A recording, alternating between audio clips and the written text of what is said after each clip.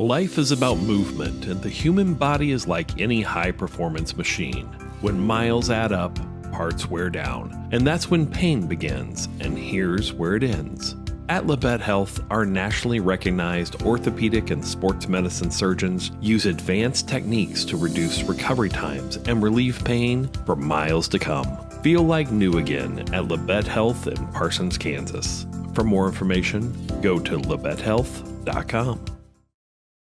At Labette Community College, we're passionate about medicine and compassionate about people. Our highly trained instructors provide innovative career-specific education in the field of diagnostic medical sonography.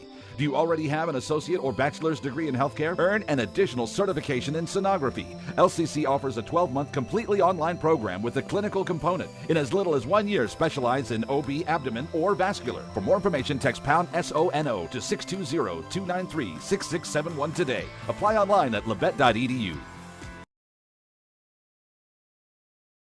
With many years of combined experience, Eye Care Associates of Parsons has set the framework in providing comprehensive eye health examinations for all ages and routine vision care for families throughout the four-state area. Our optometrists and staff provide remarkable care with state-of-the-art technology to help with diagnosis and management of eye health conditions. Give us a call or visit our website to schedule your next eye exam. Eye Care Associates of Parsons.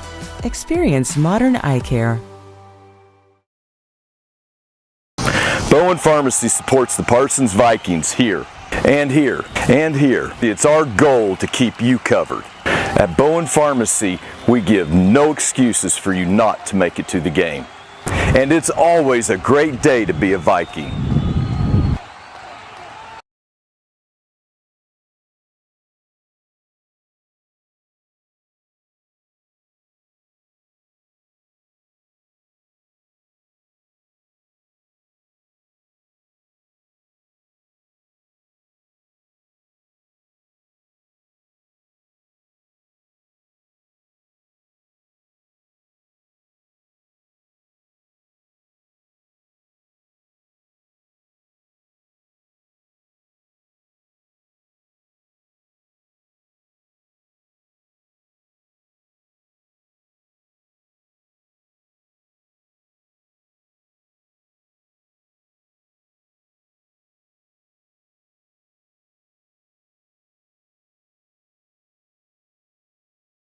Good evening, ladies and gentlemen. Welcome to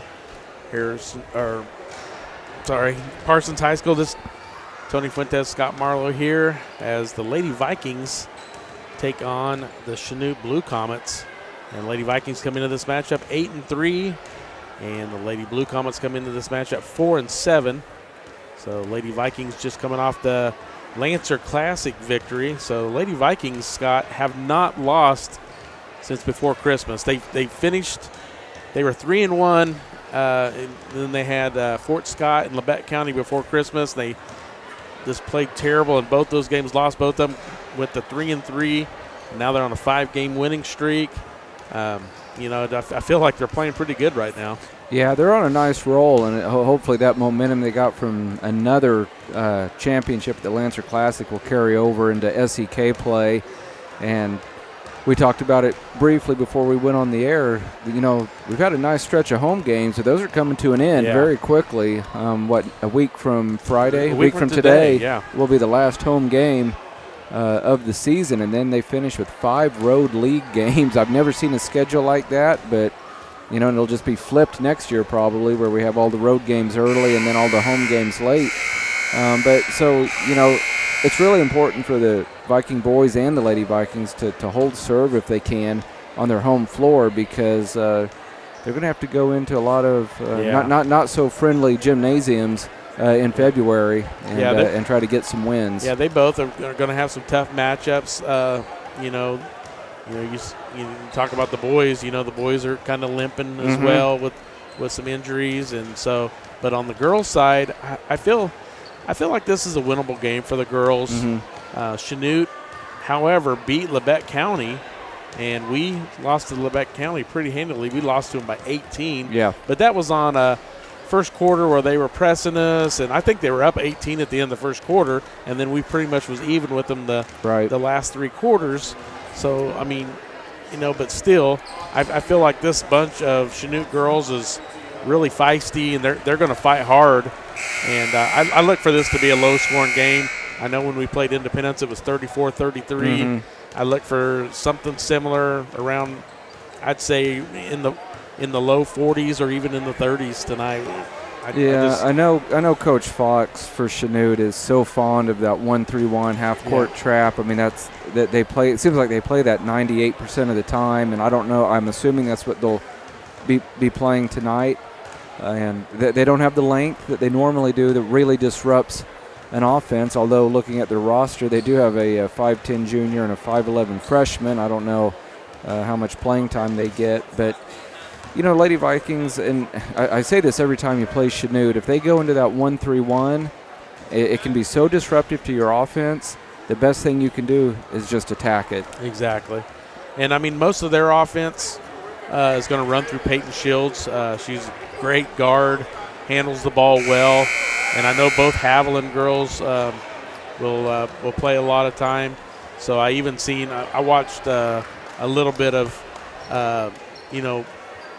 game time of them, and I even seen the Walls girl play quite a bit. She's I think only 5'1", but she's a little spark plug, and so it's one of those teams that's going to be it's going to be tough. Like you said, Coach Fox does a really good job, and they're going to play hard defense, and I think if we can get some open looks, it could be a kind of an easy win for us. But if we don't, it's going to be a struggle.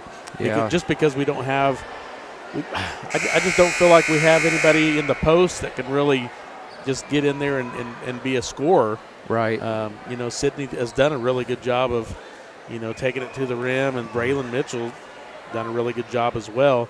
But I think it's going to be a dogfight tonight. Yeah, if you had told me at the beginning of the year, after I learned that Anaya Hinman wouldn't be able to be part of this year's team, if you had told me they were going to start out 8-3, I would have said probably not. So so hats off to Coach Scheibe and his assistants, and obviously the girls. They have played some really good basketball this season. Yeah, I mean they've even in that Lancer Classic, just watch them in those games. You see growth in different areas, and there was one game where Riley Dunley had 9 in the first half of that semifinal game, and she comes out and hits a 3 right off in the second half, and then because Sydney was struggling, I think Sydney had 2 and Sydney had 6 and Oshka had 2 in the first half of that game, and then Sydney took off with 14 in the third, then Oshka has 11 in the fourth, so and Braylon Mitchell has probably been the most steady player, I would say, for the Vikings. I mean, there hasn't been very many games that she's been under 10 points. So as a sophomore, she's really stepped it up, and look forward to her having a big game here tonight as well. Yeah, and you see it a lot, and I guess it's to be somewhat expected. But she played a lot as a freshman, but then just so much more confident and so much more comfortable in Coach Scheibe's system and everything, and really taking a bit of a leadership role with this team. Obviously, this is essentially Sydney Scheibe and Ashka Patel's team, the 2 seniors who have just had outstanding careers. And, I look for the Lady Vikings to get the win tonight. But, if Chanute comes out in that 1-3-1, Lady Vikings are going to have to, make sure that they handle it appropriately and don't get caught up in turning the ball over, because if you turn the ball over against that trap, it could lead to a lot of easy baskets at the other end. Yep, and we just had the announcers, or all the starting lineups sent. We got Riley Dunley, Sydney Scheibe, Ashka Patel, Braylon Mitchell, Jaden Kendrick for the Lady Vikings. And for the visiting Blue Comets, we got senior leader Peyton Shields, Kelsey Haviland, Anna Kate Noonan, Kinley Chard, and freshman Sarah Uner, and that's a name that I don't think I've heard. So, but obviously she must be a pretty good player. She's getting in the starting lineup on Coach Fox's team, Scott. Yeah, that's pretty impressive. So we'll see what the Lady Comets bring to the court with these starting 5 here. Tony, you seem to know these officials better than I do. I only recognize one. Looks like the head official. I recognize him from last year, but the other two, I don't know. I've never seen before. Yep. So, Yeah, I have. I've seen the one bringing out the ball to center court. I think I've seen him a few times, but yeah, pretty non-veteran group here. And Uner gets a steal to start the game. We just talked about the freshman getting the start for the Lady Blue Comets. And she's kind of running the point here, it looks like, with Shields. So Uner with it. Gets it over to Chard. And a steal by Mitchell. So here comes Braylon Mitchell. 0-0 as we just got started. 7:37 to play here in first quarter. And a near steal. And it goes out of bounds off of Noonan. yeah, it looks like the 1-3-1, Tony. Yep, sure enough. I got Haviland right in the middle of that 1-3-1. And a near steal by Uner, but a shot by Scheibe is missed. And here comes Peyton Shields. Shields been a good player for them for a long time. Now Uner with it, gets it back to Shields. In the corner to Haviland.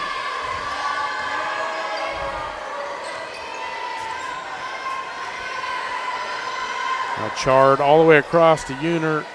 Now Shields thought about the three, gets it over to Haviland. Haviland just has nowhere to go with it. Now Shields up top for a three, and it's way off. Riley Dunley pulls down the rebound. Here comes the Lady Vikes. Sydney Scheibe bringing it up the court. She wants to take it all the way. She does, and she is fouled.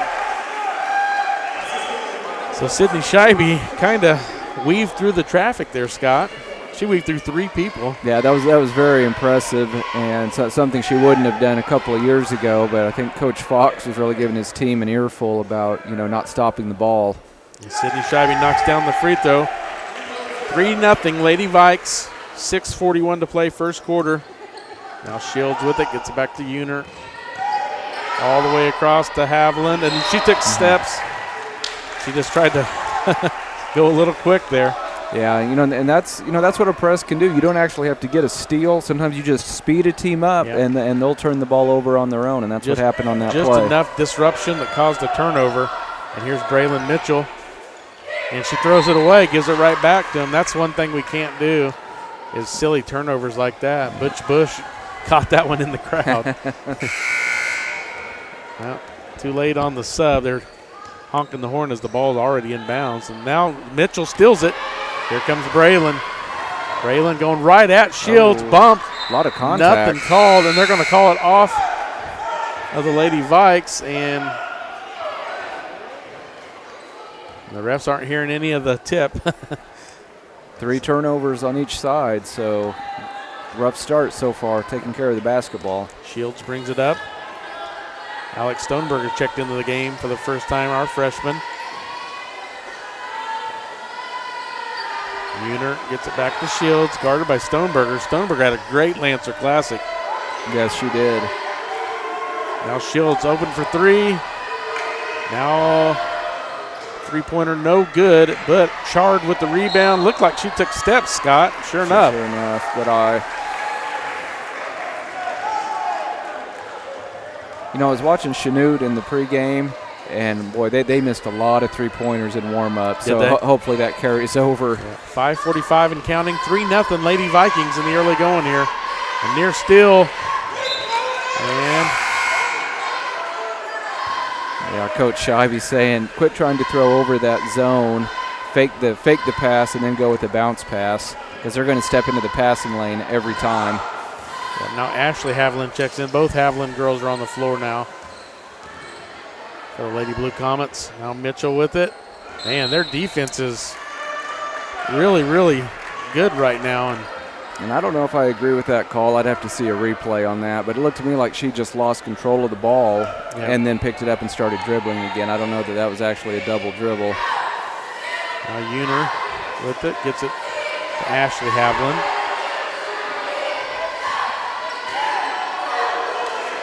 Now Uner for a long three. In and out, no good. And fight for the rebound. And Kelsey Haviland with the score. Nope, that was Ashley.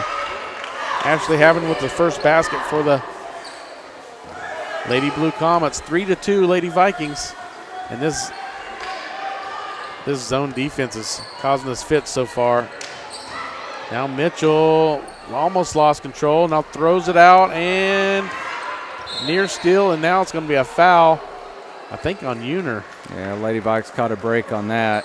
Coach Fox is not liking that. He's a little confused, and you do kind of hate to see when there's just kind of a loose ball situation, unless there's a clear foul. You know, you just have a couple of players hustling after a loose ball. Hate to see the whistle blow on that.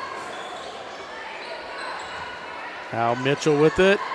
Back to Kendrick. Now Patel for a three. In and out, no good. Rebound, Mitchell. Put up and good. Braylon Mitchell.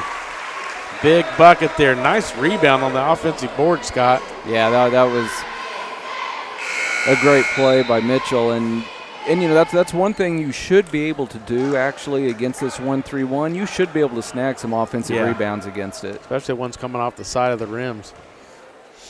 And Mitchell for the old-fashioned three at the line. It's good. The Lady Vikes taking care of business on the free throw line so far. 6-2, 4:32 to play, first quarter. Shields with it. A little pressure in the backcourt here by the Lady Vikes. And the freshman Uner gets it over to Shields. Up to Chard. Now back to Shields. Shields, I thought she was going to shoot a three. Now in the corner. Now back up to the freshman. Now Shields is going to set something up. Vikes in that zone as well. They're in a 2-3 zone, and they get a steal. Here comes Jaden Kendrick. Kendrick's going to take it, miss it, but it picked up and put in by Braylon Mitchell. So another great offensive rebound by Braylon Mitchell. 2 in a row that end up as points. So 3:57 to play, 8-2. And it's a full timeout. So let's take a 30-second break. You're listening to Viking Basketball on V93. Labette Community College is meeting the need for an increased demand in qualified radiographers. Our radiography students will train on the latest technology in a hospital simulation environment. I wanted to be able to go into a career where I could help people. And if you're going to go into that field in this part of the four-state area, LCC is the only place to come. Tuition is nearly half the cost of universities. Scholarship and financial aid available for those who qualify. Text radiography to 620-293-6671 for more information or visit labette.edu.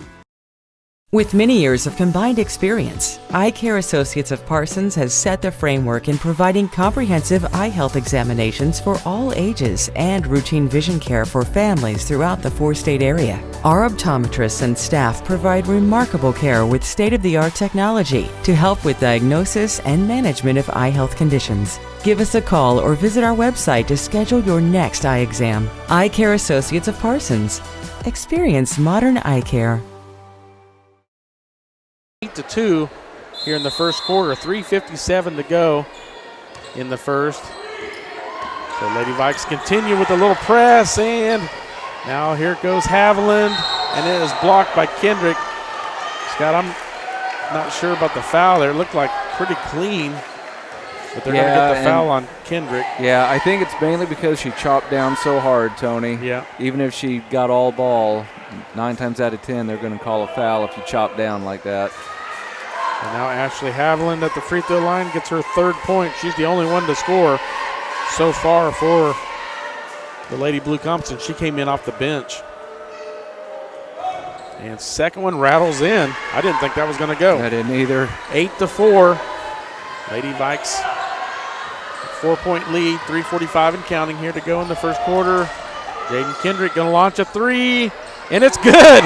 Jaden Kendrick continues to impress on this season. Her defense and just timely three-pointers at great times. And now Haviland with it and throws it away. It's going to be a backcourt. Another turnover by the Lady Blue Comets.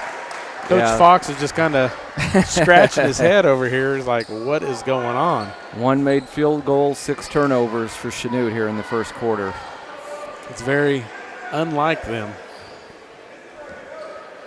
So here's Mitchell with it. Down to Kendrick in the corner. Kendrick tried to go baseline, gets it to Mitchell, and she scores. Braylon Mitchell now with 7 points here in the first 5 minutes. And near steal, it is a steal, and that's going to go right back to him. I think if the Lady Vikes would have just held up there a little bit, they'd have been fine. And now Haviland scores again. She's the only one to score for the Lady Blue Comets. She has 6. 13-6, Lady Vikings with a 7-point lead. Now Scheibe wants it. She's going to go right at Haviland and doesn't get it to go, but she's going to go through the free throw line for 2. And the foul is called on Ashley Haviland. That'll be her first. Check that. That's her second. I don't remember her first, but we'll take it. She might have got called for that silly one that was out here, right, that loose ball. Sydney Scheibe gets the first free throw to go. 2:48 to play first quarter, 14-6, and Scheibe will have one more. And it's up, and it's good. So Sydney Scheibe now with 5 points, 3 of them from the free throw line. 15-6, 9-point lead for the Lady Vikings. And Chanute, Kinley Chard was bumped by the Lady Vikings, and she traveled and yeah, she's frustrated. We might have got away with one there too, Scott, because that was a pretty good-sized bump by the Lady Vikes. Now Mitchell gets it to Patel. Now Patel could have. I thought she had a seam to go to the rim. And now throwaway. It's going to stay with the Lady Vikes, I believe. He's asking for help, but I don't think there's anybody to help him. I don't either. Now Mitchell with it. 2:27 to play. First quarter, Scheibe, long three, no good. Rebound Patel. Great offensive rebounds here in the first quarter. Now Tierra Smith gets stripped by Haviland, and she throws it away. And now here's Braylon Mitchell with it. She's going to go straight at and scores it. Braylon Mitchell with a great first quarter. 9 points. There's still 2:07 to play, Scott. Yeah, she's been outstanding tonight. Lady Vikings unofficially 60% from the field at 6 out of 10. We talked about the need to be aggressive and attack that 1-3-1. The Lady Vikings have done that, and they've also created 9 turnovers that's against Chanute, and then they just haven't created those turnovers. They've gotten points off those turnovers, and that's why they have a double-digit lead 6 minutes into the game. Yeah, 17-6. Lady Vikes lead by 11, and I honestly thought this would be a pretty low-scoring game, but at this point it's not looking that way. But like you said early on before the game, this might be some carryover from that victory at the Lancer Classic. Lady Vikings running on a little bit of a high on a 5-game winning streak. Shields with it. Now kicks it over to the corner to Noonan. And she's trapped.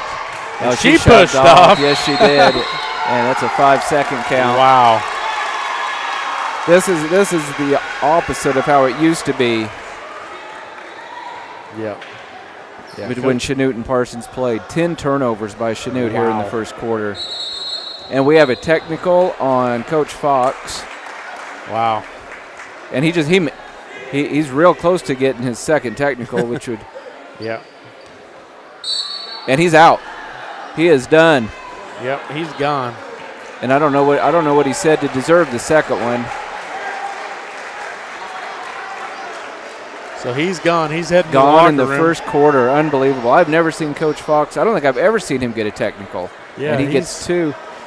He must have really got under the skin of this ref, because that's yeah.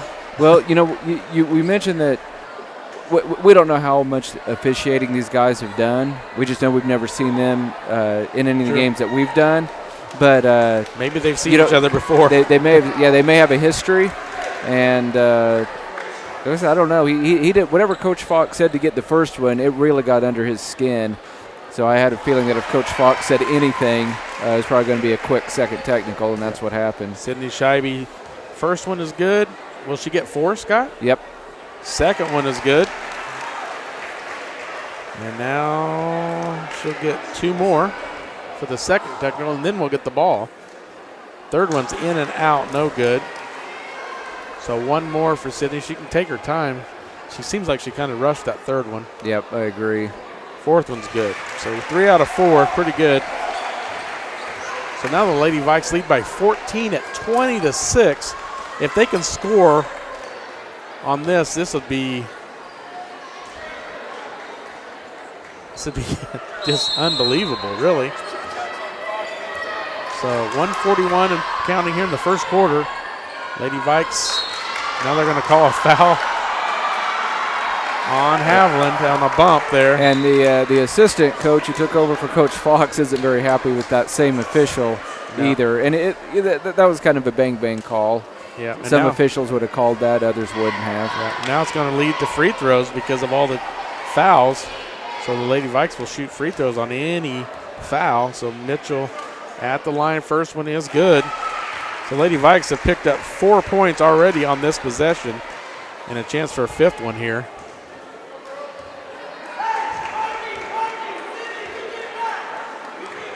Second one is no good, but man, I felt like Jaden Kendrick could have got that. Here comes Shields.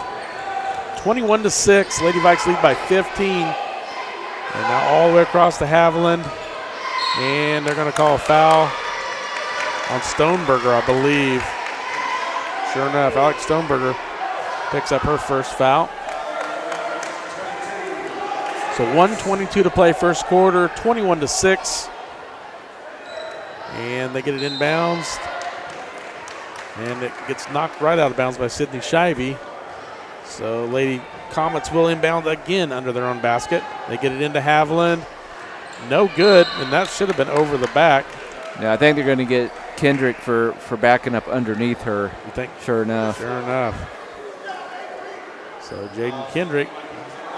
Jaden Kendrick's just like, what? She's surprised. So now basket is made by the Blue Comets. 21-8. Lady Vikes with a 13-point lead, and Hicks is the one that made the last basket. And there's Stoneberger. That's awesome. Answers. Alex Stoneberger comes back down, scores it for the Lady Vikes. 23-8, 15-point lead for Lady Vikes. Less than a minute to play here, first quarter. Now Walls underneath, and she scores it. So now 23-10. The scoring is starting to pick up all of a sudden. And now a near steal. Now Mitchell gets it to Stoneberger. Now to Scheibe. Lady Vikes shoot a three. No good. Nice rebound. And rebound by Jaden Kendrick. And now it's going to be a jump ball. And it's going to go to the Lady Blue Comets.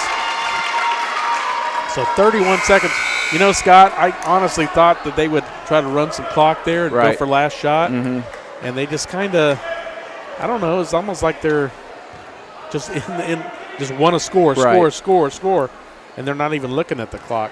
And I think Chanute's got a little fire lit under them after their head coach got ejected already. So we'll see how things play out the rest of the way. So 23-10. And Chanute looks like they're going to hold for the last shot here of the first quarter. We're down to 16 seconds. Shields kicks in the corner to Walls. Walls for a three, no good. Rebounded by Haviland. It's Kelsey. Haviland kicks it out to Shields. Shields gets in the paint, kicks it back out. Noonan. Now Walls for another three, and they say she traveled.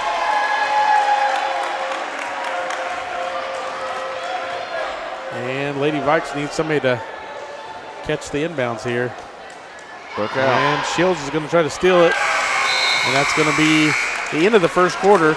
Your score, 23-10 Lady Vikings. Let's take a 30-second break to listen to Viking basketball on V93. Discover what you've been missing in Parsons, Kansas. Curious Minds Discovery Zone, a children's museum that inspires a love of learning, with hands-on exhibits for all ages to imagine, create, learn, and discover. Kids enjoy looking through microscopes, building on our magnetic ball run wall, creative play in our doctor's office or grocery store, and lots more. Discover, explore, Parsons, Kansas.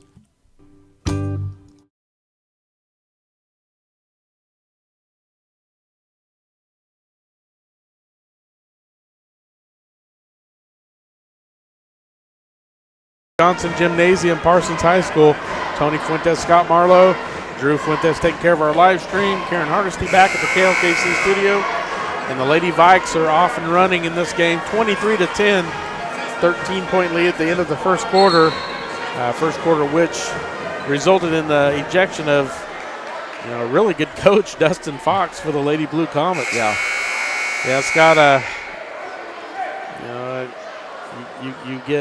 You get a referee upset at you, and then you keep talking, and it's just going to continue. You're not going to get on their good side by keeping talking. So we are underway for the second quarter. Mitchell gets it to Kendrick for a three, and it's good. Jaden Kendrick knocks down her second three of the game. Now she has 6.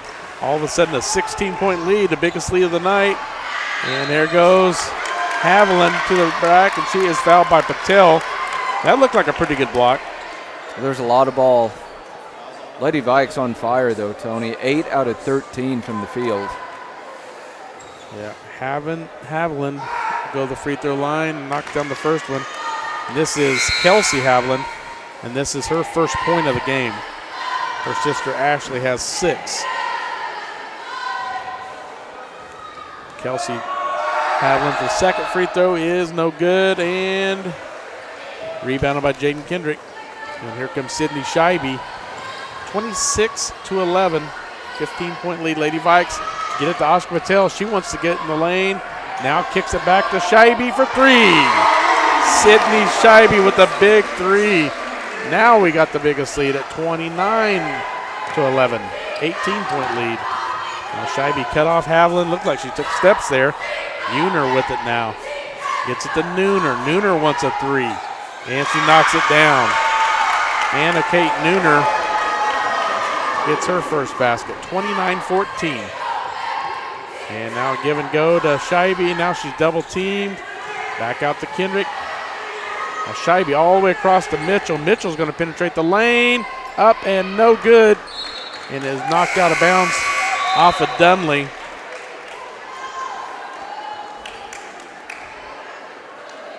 (29-14), 6:51 to play, second quarter. Here comes the freshman Uner bringing it up the court. Shields is getting a break.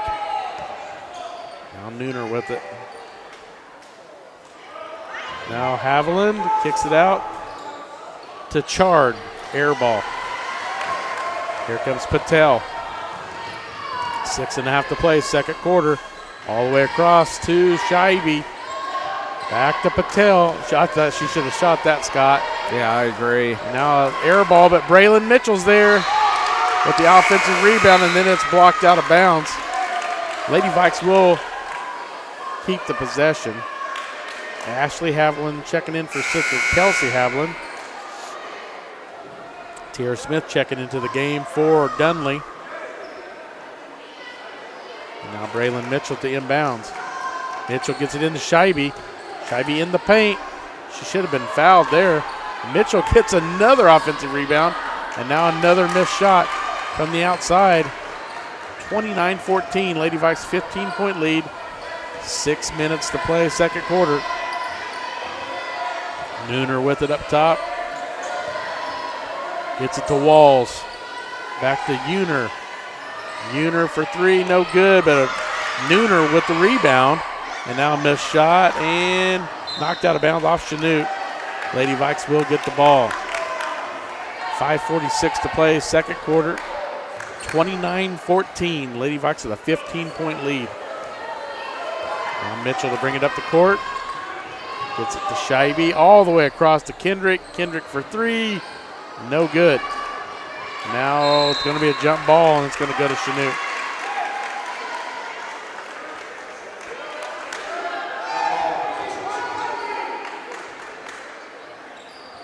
Now Chanute gets it in. Chanute down by 15. Uner gets it the corner to Walls.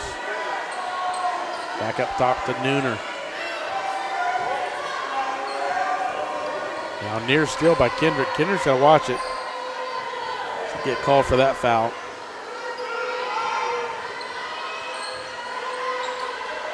Over near steal, knocked out of bounds by Chanute. Sure enough, it's going to be Lady Vikings ball. Peyton Shields checking back in for the Lady Blue Comets. 5:04 to play, second quarter, 29-14. Lady Vikes with a 15-point lead. Here's Mitchell. Gets it to Stoneberger. Stoneberger near steal. Now Scheibe with it. And they trap really fast, Scott. Yeah, they really do. They work on that all the time. Now way down low to Mitchell. She misses underneath, gets her own rebound. Now they're going to call a jump ball. That was a quick whistle. Really quick whistle. So now the Lady Vikes will maintain possession on the jump ball.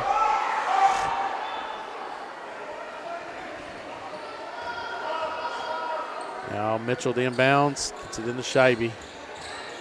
Scheibe, little floater, no good, and it is off of Parsons. It'll go to Chanute.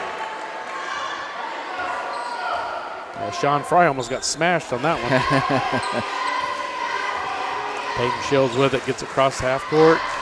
She kicks it over the walls for a three, and it's no good. So 4:28 to play, second quarter, 29-14.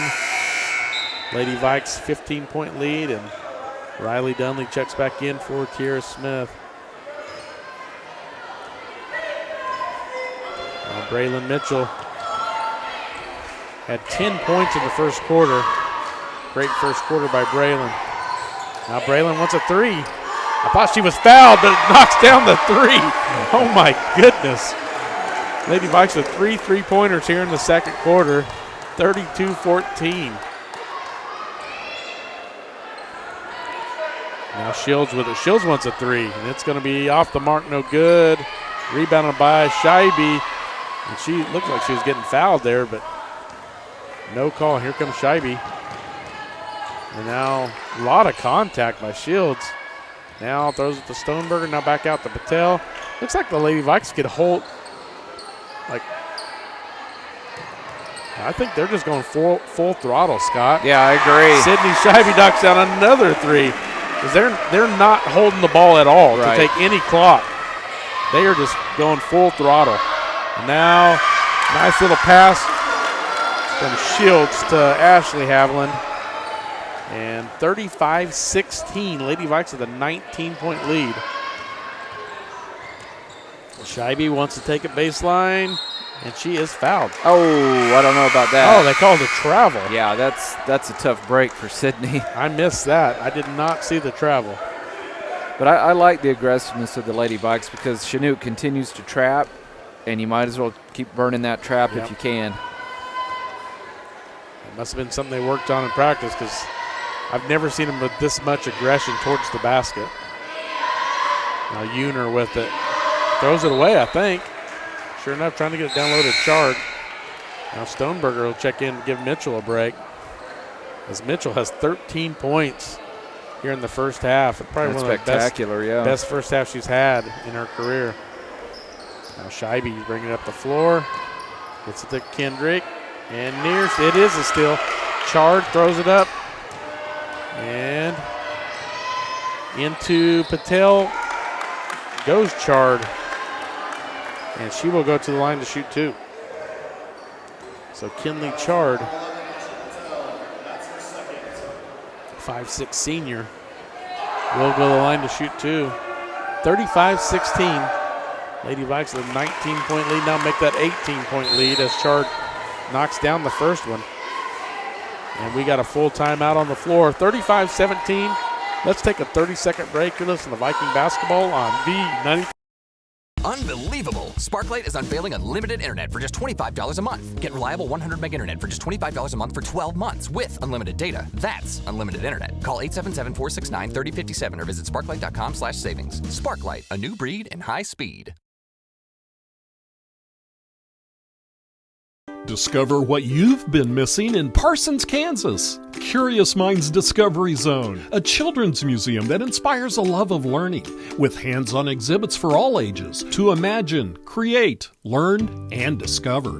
Kids enjoy looking through microscopes, building on our magnetic ball run wall, creative play in our doctor's office or grocery store, and lots more. Discover, explore, Parsons, Kansas. Kinley Chard made her first free throw, and then we had a timeout.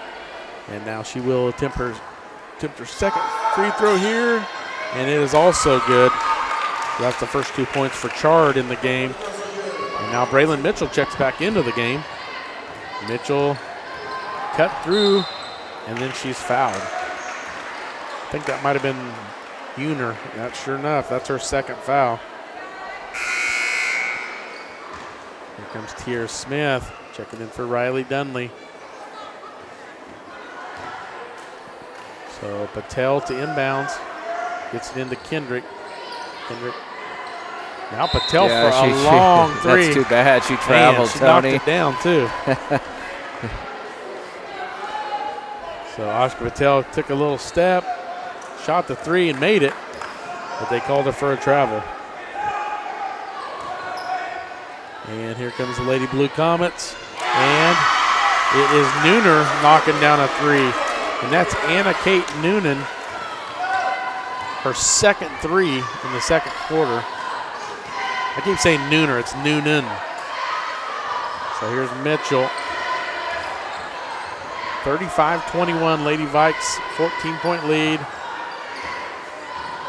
Scheibe kicks it to Mitchell for three. In and out, no good. Rebounded by Jaden Kendrick. Jaden Kendrick throws it all the way across to Scheibe. Now Scheibe looked like she was fouled there. No call. Now Scheibe with it. It's going to go baseline. Little floater, no good. And fight for the rebound, and it's going to be Chanute basketball. So 35-21. Lady Vikes with a 14-point lead. They did have, I believe, a 19-point lead was the biggest that they had it at. And now here's Shields. Shields with it. Gets it back to Uner. And now still Riley Dunley ends up with it. 1:24 to play here in the first half. Patel thought about the three, but the defense just gets there so quickly for the Lady Blue Comets. And here comes Shields the other way. And Chard couldn't handle it, but she finally runs it down. Now Haviland for a three, buries it. So Kelsey Haviland with her first basket and fourth point.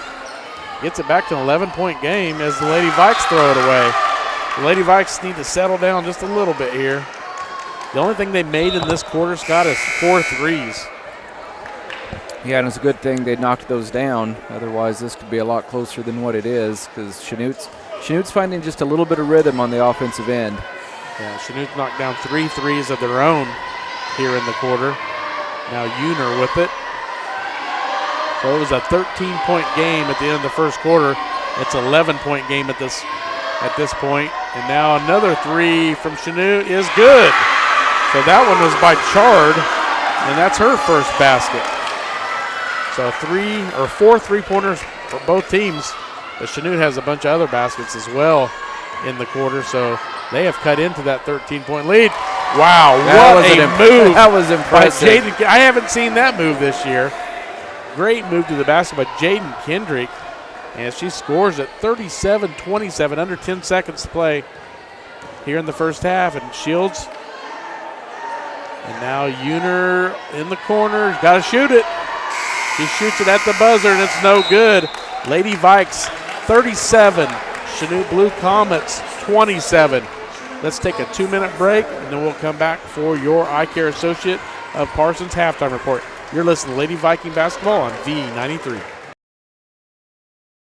Life is about movement, and the human body is like any high-performance machine. When miles add up, parts wear down, and that's when pain begins, and here's where it ends. At Labette Health, our nationally recognized orthopedic and sports medicine surgeons use advanced techniques to reduce recovery times and relieve pain for miles to come. Feel like new again at Labette Health in Parsons, Kansas.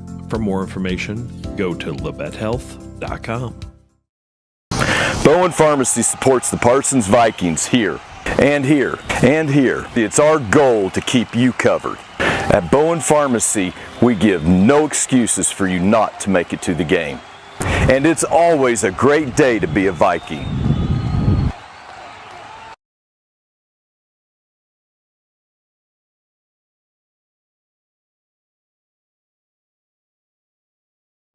At Labette Community College, we're passionate about medicine and compassionate about people. Our highly trained instructors provide innovative career-specific education in the field of diagnostic medical sonography. Do you already have an associate or bachelor's degree in healthcare? Earn an additional certification in sonography. LCC offers a 12-month completely online program with a clinical component. In as little as 1 year, specialize in OB, abdomen, or vascular. For more information, text pound SONO to 620-293-6671 today. Apply online at labette.edu.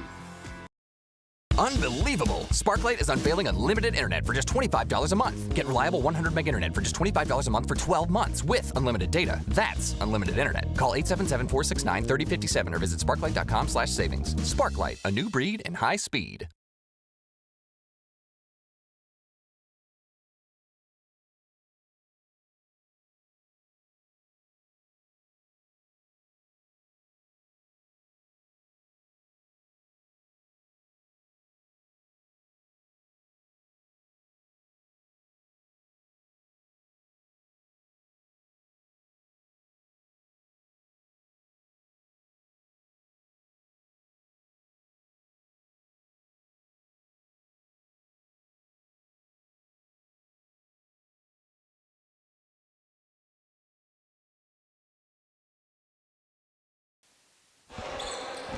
Welcome back to Harold T. Johnson Gymnasium at Parsons High School. Tony Fuentes, Scott Marlowe, and we are ready for the Eye Care Associate of Parsons halftime report. And Scott, we thought it was going to be, or I thought it was going to be a low-scoring game, and here I feel like we're at the score of what I thought was going to be close to the score at the end of the game. Yeah, it was. There are a lot of three-pointers were made. You mentioned how aggressively the Lady Vikings were attacking the zone. Yeah. And they did that for the first 16 minutes. They never let up. And so they have 37 points. And Chanute, hats off to the Lady Blue Comets. They could have folded. Their head coach got ejected in the first quarter. They were down by 19 in the second quarter. Yep. And they got it all the way down to a 10-point game. So it's a working margin. It was at 8. Yep. And then Kendrick made that basket to make it back to 10. So, yeah, they knocked down some big threes. And the Lady Vikings struggled a little bit, I feel like, in that second quarter. They went pretty cold. They knocked down a few threes, but, they actually Chanute outshot them 45% to 42%, which Lady Vikings were shooting over 60% for a good chunk of the first half. Yeah, early on, the Lady Vikes were on fire. Let's go ahead and run down the scores. We'll start with the Lady Blue Comets. Shakira Walls, 2 points. Kelsey Haviland, 4 points. Anna Kate Noonan, 6 points. Kinley Chard, 5 points. Ashley Haviland with 8. And Avery Hicks with 2. And leading scorer, Scott, I thought for sure Braylon Mitchell, with the way she started out, I thought she'd be the leading scorer at halftime. And Sydney Scheibe, 14, but she did have 3 extra free throws there from those technical fouls, so that did help. So Sydney Scheibe with 14, Braylon Mitchell with 13, which is still very impressive, and then 8 points by Jaden Kendrick and 2 from Alex Stoneberger. And I feel like I say this quite a bit this year that Ashka Patel is there, and she traveled on that one and then knocks it down. Mm-hmm. I feel like there's potential, like it was in that game down at Southeast where she went off for 11 in the fourth quarter, that she could do that every quarter.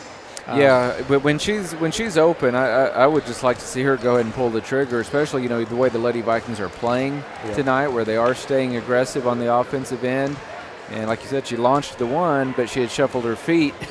It was nothing but net, but she got whistled for the traveling violation. But, Lady Vikings, they gave up, they had a sizable lead there and it's down to 10 points. But if they they do what they're capable of, they should be able to hang on and win this thing. They're out rebounding Chanute 12-9, and they forced Chanute into 15 turnovers, but the Lady Vikings had 12 of their own, so pretty even on turnovers. But Lady Vikings 11 out of 26 from the field, Chanute 9 out of 20. So Chanute definitely had some momentum going into the locker room, but hopefully the Lady Vikings can come out and kind of right the ship. And if they can, this third quarter will be huge. Exactly. Is that a 10-point difference right now? Or the Lady Vikings going to be up by 15 or 20 going into the fourth or quarter? Will it be a 5 or 3 point game? Exactly. Yeah. So it could go either way, and just hopefully the Lady Vikes can continue. And the Lady Vikes not really in any foul trouble. Jaden Kendrick with 2 fouls is the most fouls of anyone on the Lady Vikings, and Ashley Haviland has 2, and Sarah Uner has 2 for the Lady Comets, but nobody in real big foul trouble. So foul trouble shouldn't be any problems the rest of the way unless something drastically changes in the beginning of this third quarter. The Lady Vikes should be able to continue doing what they've been doing, and but they've been playing fairly good defense. Playing the zone defense, but like you said, if you get hot from the 3, you're going to leave some open shots playing that zone defense unless you really spread it out, which the Vikings have packed it in pretty close to the paint most of the game. So, but yeah, and against a lot of these Lady Blue Comet teams of the past, there's no way you could do that. I mean, they had so many shooters. Yeah. And it was impossible to guard all of them. And if they just had 1 or 2 of them get hot, it was lights out. So and they've had 3 different players knock down threes, and none of them are Shields. And Peyton Shields is, I felt like a threat from 3, and she has not scored, Scott. Yeah, she seemed hesitant to shoot. I do remember her pulling the trigger on 1 3, and she missed it quite badly. I've been watching her shout. She looked off balance. And she's, her shot looks pretty pure at here at halftime. So we'll see if she gets things going for Chanute. If nothing else, she's by far their best ball handler, and she's a good passer and a good senior leader. So if Chanute's going to come back one way or another, she'll have to be a part of it for sure. Exactly. So the Lady Vikes with this SEK game tonight. They are 2-2 in the SEK coming into this, but they have, quite a few teams that I feel that they're probably going to struggle with. Fort Scott's going to be tough, and Labette County came in here and beat up on us a little bit. And those 2 are going to be the next big SEK games, I feel, that are going to be tough for the Lady Vikes. So the Lady Vikes play next week. We'll have 3 games next week. So we'll go Tuesday on the road at Frontenac, and then we will have a home game Wednesday, which is a makeup from last Tuesday, against Pittsburgh here at home. And then we'll have a home senior night Friday versus Fort Scott, which that's right, it's senior night. So Norseman is tonight, and then senior night's next Friday, and then the last 5 games of the Lady Vikes regular season will all be on the road, which most of them are fairly close. I mean, we go Labette County to Pittsburgh, to Coffeyville, to Indy, to Chanute. So, I mean, it's not, terrible drives, 30, 35-minute drives. So, we got the at Fort Scott done early on, which was great for me because I hate driving that thing late at night, especially, when it's cold out and you never know what the roads are like. So just glad to get that the long Fort Scott drive out of the way early in the year. But it's going to be tough for the Lady Vikes to do that many road games to finish the year. And sitting at 8-3, I feel like they can win another 6. Yeah, they could have a pretty good seed going into they could go. I think they could get the 14 or 15 wins and have a decent seed, maybe a 4 or 5 seed. So we are ready for second half action. There comes Braylon Mitchell, gets it to Scheibe. Scheibe, little floater in and out, no good, and off of Dunley out of bounds. So Lady Vikes not able to get any points on the first possession in the second half. And here comes Uner, gets it into Shields. And here comes Shields with it. 37-27, Lady Vikes 10-point lead. Shields with it. Back to Shields. Now Noonan to Havlin for a three. And Kelsey Havlin now with 7 points, knocking down a big three. 37-30. And now, and the hustle by the Lady Blue Comets, Scott. Yeah, they know they're back in this thing, and they have the momentum, and they're playing with a lot of confidence right now. Yep, 37-30. Lady Vikes with a 7-point lead. This is time for Sydney to take over. Sydney gets in the lane, kicks it out to Dunley for a three, and it's short. And the rebound goes to Patel. Great offensive rebound. Now Scheibe gets it knocked away, and the freshman Uner with the steal. 7 minutes to play, third quarter, 37-30. Lady Vikes with a 7-point lead. They had it all the way up to 19 at one point. The Lady Blue Comets are not going away. And here's Havlin. And three-pointer is missed, and they're going to say a foul on the floor. They're going to call it on Dunley. So Dunley picks up her first foul. I think just trying to get position on the rebounding there. And now Haviland, missed shot and rebounded by Mitchell. Mitchell having a great game. A lot of rebounds for Braylon. All the way across the Patel. If she would have got it sooner, she was wide open. Just took too long to get it to her. Now Scheibe for three. No good, but rebounded by Kendrick. Now Scheibe for another three. Off the iron, no good, and knocked out. Chard with it, gets it to Noonan. Now Noonan traveled. They didn't call it. Now there was a foul, and they didn't call that. Now Havlin for three, and it's no good. Rebounded by Scheibe. So a lot of bumps here, and no foul calls. And now near steal is a steal by Shields. Now here comes Shields, 5:55 to play, gets it up to Chard, and she scores it.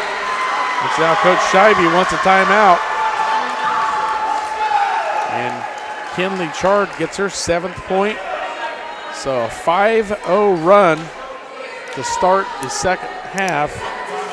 And so Lady Vikes haven't scored here in the first 2 minutes and 9 seconds. And Coach Scheibe is fairly upset. Yeah, Parsons played outstanding the first quarter and a half, and that's why they had that 19-point lead. Yep. But it's pretty much been all Chanute since for about the equivalent of one quarter. Yep. The last 4 minutes of the second quarter and the first few minutes here in the second half. So Lady Vikes are going to have to step it up, and they're going to have to work against some Chanute pressure coming out of this timeout. Yeah. So Lady Vikes are going to need some help. Somebody needs to throw in the ball. And he's just going to drop the ball. Yep. Braylon Mitchell gets it. And they're going to try to trap her on the side here. And they get it. Peyton Shields with the steal. Here comes Uner. And back to Shields. And now Noonan. No good, but rebounded by Dunley. Gets it to Scheibe. 5:32 to play. 37-32. Lady Vikes with a 5-point lead. Now Scheibe puts up a shot. No good. They're going to say it's out of bounds off of Chanute. Lady Vikes are struggling to do anything right now. 5:20 to play, third quarter. Shields to bring it up for the Lady Blue Comets. I thought Shields was just going to take a three there. Now she just goes in the lane, missed shot. And they are letting a lot of stuff go here, Scott. Yeah, they are. They're not blowing the whistle very much. Just one foul so far. Yeah, Patel with it. Gets it to Mitchell. Mitchell's bumped several times. Now gets it to Smith. And now they're going to call a foul on Dunley as she tripped and bumps into Noonan. We've only played a little over 3 minutes here in the second half. Lady Vikings have 4 turnovers, and they are 0 for 5 from the field. That's not a good start. 37-32, Lady Vikes with a 5-point lead. Now Haviland drives to the basket and is fouled.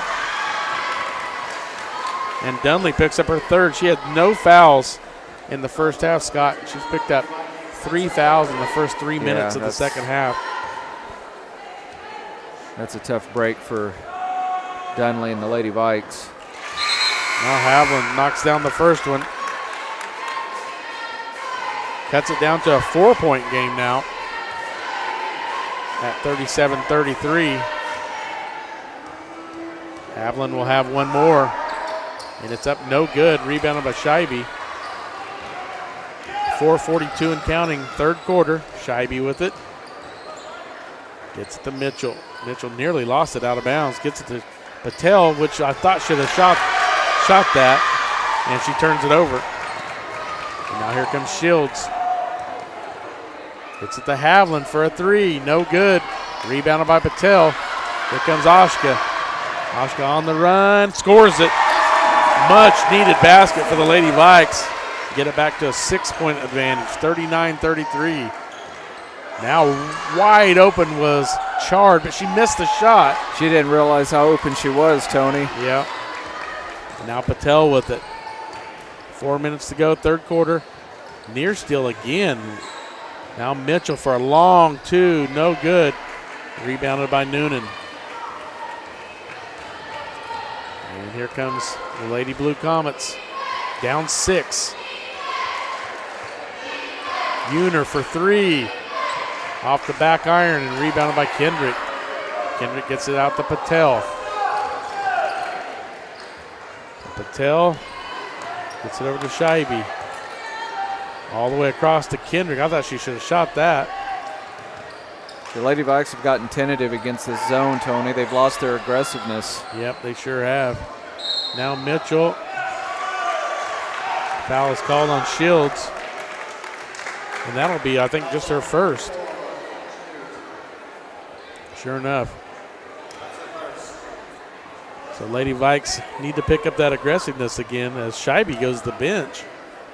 Tierra Smith, Alex Stoneberger, Oshka Patel, Jaden Kendrick, and Braylon Mitchell are the Viking players in the game. Patel with it, guarded by Walls, turn around, kicks it to Mitchell. She goes to the basket and is fouled. I thought she was going to get it to go. Foul is called on Noonan. I believe that's her first. So Braylon Mitchell with 13 points in the first half will have her first chance at points here in the second half at the free throw line here. First one is in and out, no good. Checking in for the Lady Blue Comets is Avery Hicks. Avery's a 5'9" sophomore. 3:09 to play, third quarter, 39-33. Missed shot and chase for the rebound. And still a loose ball, and they're going to say she's out of bounds. So it will be Lady Blue Comet basketball, 39-33. Lady Vikes still holding on to a 6-point lead. Now Shields with it. Gets it up court to Haviland. Haviland for a mid-range shot, missed.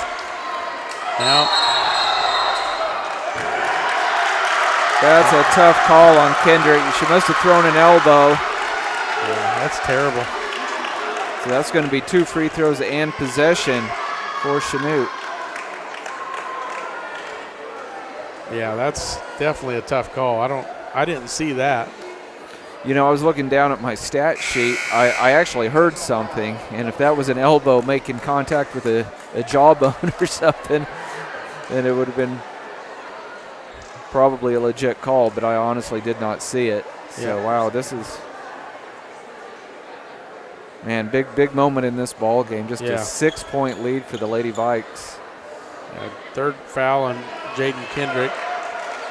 Yeah, it was a great rebound, and I didn't realize. Yeah, it didn't look that bad to me. But Peyton Shields will have free throws here. First one is no good.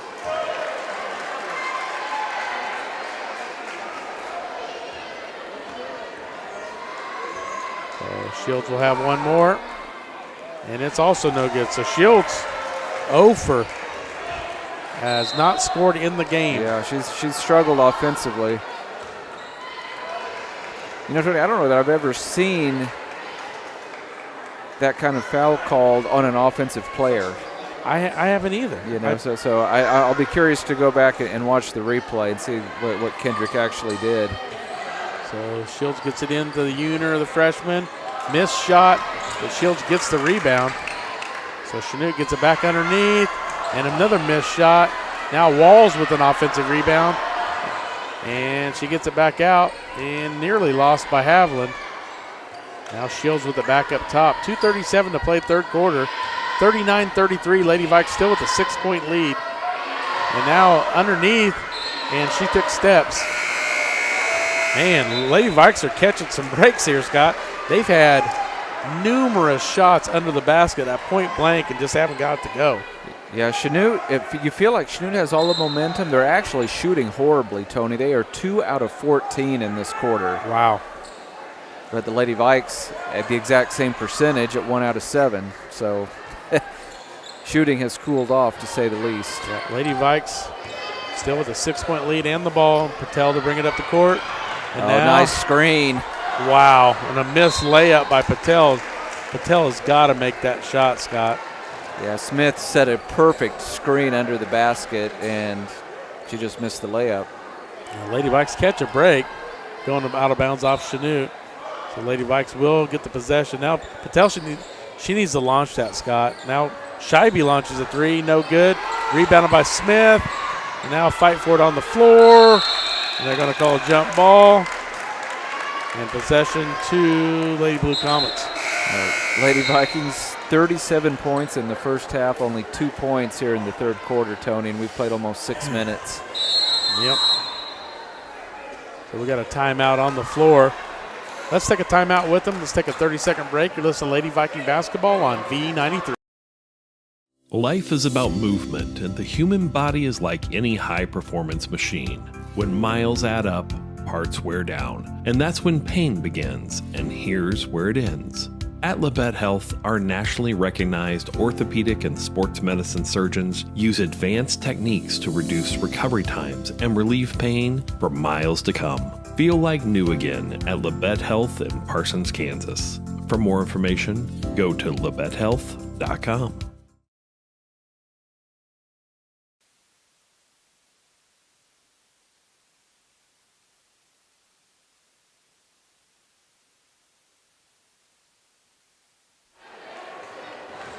Welcome back to Harold C. Johnson Gymnasium, Parsons High School. Tony Fuentes, Scott Marlowe. 39-33, 2:05 to play, third quarter. Chanute Blue Comets with the ball. Haviland with it. Gets it to Shields. And kicks it out to the other Haviland for a three, no good. And wow, Kinley Charges went in there and got a stolen offensive rebound. And now Shields with the missed shot, and man, there is a lot of non-calls here on the boards. And now here comes Haviland after the missed shot. 39-33, minute and a half to play third quarter. Shields with a little runner, no good. And they're going to call a foul on Chard. I think Chard fouled worse on the last possession than she did on that one. But she finally gets foul called on her, and that's only her first. So Lady Blue Comets are playing super aggressive on the offensive boards, defensive boards, and they're pushing around, and no fouls are being called. Yeah. So I would continue to do it until I got a foul called too. I agree. Now Patel should have shot that. Throws it all the way across. Now gets it back. She should shoot it. She does, and she made it. Ashka Patel, we've been wanting her to shoot that three. She finally does, and she knocks it down back to a 9-point lead at 42-33. Now Haviland with it. Guarded by Scheibe. To the other Haviland. Now in the lane, and good. Kelsey Haviland now in double digits at 10. 48 seconds left to go in third quarter. Sydney Scheibe, floater, no good, but she is fouled. Tony Chanute had 20 field goal attempts in the first half. They have 18 here in the third quarter. That's incredible. So 43.4 seconds left to go here in the third quarter. Sydney Scheibe will go to the line for the Lady Vikes. Lady Vikes have a 7-point lead at 42-35. And Scheibe's first one is up and good. So Sydney Scheibe gets her first point of the third quarter. Now she's up to 15. And she'll have one more.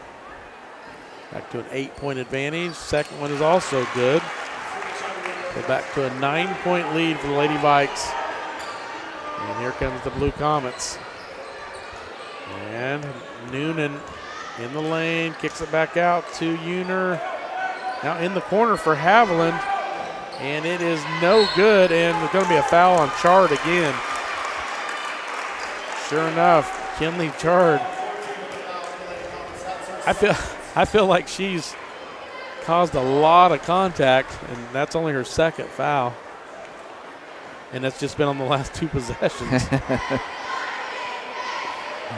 So 27.7 seconds.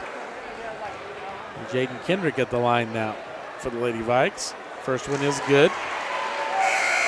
Jaden Kendrick now with 9. She can get to double digits, Scott, with this free throw. Yeah, she's just been outstanding this season for the Lady Vikes. She's definitely been the spark plug that we need. Second free throw is also good. And she shoots free throws really well. Back to 11-point lead. That's a surprise. 46-35. Now have a nice spin move, and they're going to count it. So Kelsey Haviland now, she has 8 points in this third quarter. The only other person to score in the third quarter is Kinley Chard with a 2.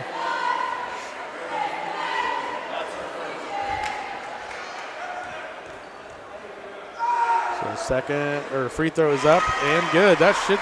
They counted the basket, right? Why is it? That should have just been one free throw. Yeah. I'm not sure what's going on, but Lady Vikes get the ball and inbounds it. Here comes Scheibe. Now they're going to call block. It should have been offensive there, Scott. Looked like Sydney leaned into her. Yeah, that could have gone either way for sure. So 46-38.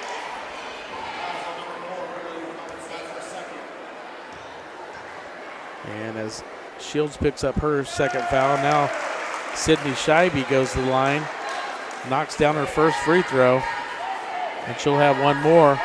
So 47-38, could get it back to a 10-point lead, and that's where we started at halftime, and we do. So 48-38, 10-point lead, 12 seconds to play. Blue Comets will have a last-second shot here at the third quarter, and Haviland tries to get it down low, and there's a foul. They're going to call travel. We'll take that, Scott. 5 seconds to work with here. There's time to get a good shot off here if the Lady Vikings do it right. Yep, they're going to pick up full court. So Uner knocks it back out of bounds. The freshman Uner, Scott, is really aggressive for a freshman. I mean, she's played really well. Yeah, she's had a good night for the Lady Blue Comets, and honestly, Tony, Lady Vikes are pretty fortunate to still have that double-digit lead right now. Yep, Scheibe with it. She's going to get a decent shot here. She gets it to Patel for the shot, and it should have. Man, I thought it was going to be good.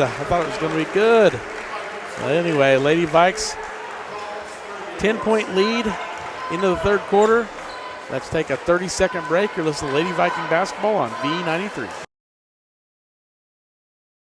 At Labette Community College, we're passionate about medicine and compassionate about people. Our highly trained instructors provide innovative career-specific education in the field of diagnostic medical sonography.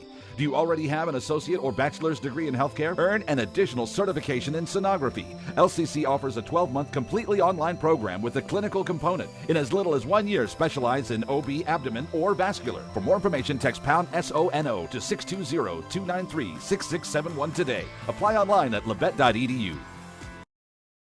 Bowen Pharmacy supports the Parsons Vikings here, and here, and here. It's our goal to keep you covered. At Bowen Pharmacy, we give no excuses for you not to make it to the game.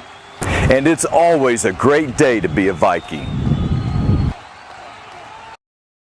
Marlowe, and we're ready for fourth quarter here. Lady Vikings with a 10-point lead, and as ugly as the Lady Vikings played in that fourth quarter, Scott, I'm totally surprised they still have a 10-point lead. Yeah, fortunately, Chanute did not shoot well at all. They were just 4 out of 20 in that third quarter. And they just caught a break right there, too. Lady Vikes trying to get it down low to Riley Dunley. And then I think Walls barely touched it as it went out of bounds, as they couldn't connect with Dunley down low. So now they get it to Dunley, and she is fouled and scored. So for some reason, they must have saw something, Scott, because they really haven't been trying to get the ball to Dunley at all. No, they haven't. And then on that play, coming down, they tried to get to Dunley. And then on that inbounds, they went straight to Dunley. So Dunley now with the three-point play, knocks it down. That's big. So 13-point lead now for the Lady Vikes, 51-38. And here's Chard with it. She brings it back out, gets it to Haviland, back to Chard. And now Shields with it. And what a block by Sydney Scheibe. And now Mitchell needs to be careful. Gets in the lane, misses the shot. And here comes Uner. 7:22 to play, fourth quarter. 51-38, Lady Vikes 13-point lead.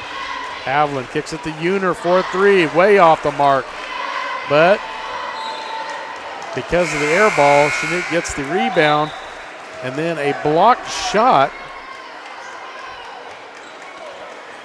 I don't understand what happened there, Scott. It was a blocked shot. Did she knock it off of Shields? She must have. The official didn't hesitate to give the Lady Vikings the basketball. So Lady Vikes with the ball. And a 13-point lead. Get it quickly to Scheibe. Scheibe launches a three and buries it. Sydney Scheibe now with 21. Lady Vikes back up to a 16-point advantage. And now Shields with it. 6:53 to play. You can't count Chanute out, though. They're going to fight till the end here. Haviland with it. And in the lane, kicks out to Walls. Now Shields launches a three and gets it to go. And that is her first point of the game. Yeah, that's hard to believe. 54-41, 13-point lead for the Lady Vikes. And we got a foul on the floor, and it's on Uner, and that'll be her third. Actually, that's her fourth. I missed one, Scott, somewhere. That's 4 on the freshman Uner that's played pretty much every minute. I've barely seen her out of the game. She's going to be a player to watch in the league in the next few years. Scheibe gets it across to Mitchell, and she nearly loses it out of bounds. Goes off of Shields. 6:17 to play, fourth quarter. Lady Vikes 54. Lady Blue Comets 41. 13-point lead for the Lady Vikes. Now Mitchell. Now Patel. Mitchell's going to launch a three, and it's good. Braylon Mitchell now with 16 points. She had 13 in the first half. That's her first basket in the second half. 57-41, back to a 16-point lead. And now a three-pointer, no good. And now a steal. And the Vikings have it. Ashka Patel gets it to Scheibe. Scheibe wants a three, and it's off the back of the rim, no good. And Jaden Kendrick, way to fight for the offensive board. Now Mitchell for three, no good. But Dunley cleans it up, and now another offensive rebound. And now there's going to be a foul. And it's going to go on Dunley. I think that's her fourth, yep. And we got a timeout on the floor. Lady Vikes 57, Lady Blue Comets 41. Let's just keep it here. I think it's just a 30. Is it full? Yeah, it's a full. It's full. All right, let's take a 30-second break. You're listening to Viking Basketball on V93. Discover what you've been missing in Parsons, Kansas. Curious Minds Discovery Zone, a children's museum that inspires a love of learning, with hands-on exhibits for all ages to imagine, create, learn, and discover. Kids enjoy looking through microscopes, building on our magnetic ball run wall, creative play in our doctor's office or grocery store, and lots more. Discover, explore, Parsons, Kansas.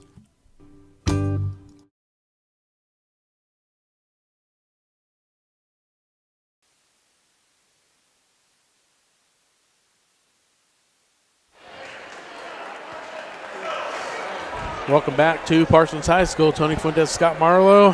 Scott, and this game could have gotten really ugly and really close there in the third quarter, and the Lady Vikes just kept edging it out, kept getting it back out. Yeah, it's been a game of runs for the most part, and it's hard to believe the Lady Vikings are almost have this back up to their largest lead of the night. Yep, 16-point lead at the moment, 5:28. Now Shields kicks it to Haviland for a three. In and out, no good, but an offensive rebound by Uner. And now Shields another three, no good. And now Dunley with a great rebound. And here comes Patel with it. You know, I kind of wanted the Lady Vikes to slow it down, but I think they're going to have to keep the pedal to the metal. Yeah, I agree at this point. Still 5 minutes to go in the game. And here's Mitchell. And nearly stolen there. You know, I'd say if the Lady Vikes can kind of play the way they've been playing for another 2.5 or 3 minutes, then they can start taking the air out of the ball if they have a double-digit lead. Yep, now here's Dunley with the inbounds, gets it back to Scheibe. Now Patel, wide open three, no good, and man, that should have been over the back, but they did call it out of bounds off the Blue Comets. Wow. Ashley Haviland was all over Riley Dunley. Now Mitchell with it. She wanted to get it into Patel. Now Dunley has it at the elbow, and it's good. Riley Dunley now all of a sudden with 5 points here in the fourth quarter, and they've been big. Now back up to an 18-point lead. Lady Blue Comets with it. 4:35 to play in the ball game. 59-41. Haviland spin move. Blocked by Scheibe. That's her second block here in the second half. And Scheibe, nice move and gets it to go. 23 points now for Scheibe. Biggest lead of the night at 61-41.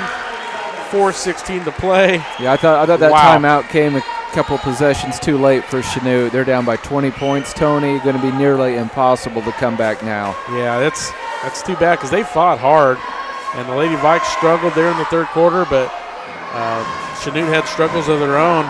I'm going to go ahead and run down some sponsors real quick. I'd like to thank Labette Community College, Forbes Hoffman Funeral Homes, Clemens Insurance Agency, Labette Health, Woodworth Enterprises, Carson Wall Funeral Homes, Commercial Bank, Eye Care Associates of Parsons, Doctors Newland, Gilmore, and Ray, Labette Bank, Bartlett Co-op, Labette Center for Mental Health Services, Dress for Less, Community National Bank, Tank Connection, Wood Insurance Center, Strategic Partners, Roy's Auto Service, Bowen Pharmacy, Parsons Educational Foundation, Parsons District Schools, Snyder Lawn Care, Olson Ace Hardware, SEK Orthopedic, Doctors Mosier, Meister, and Morris, and Sparklight.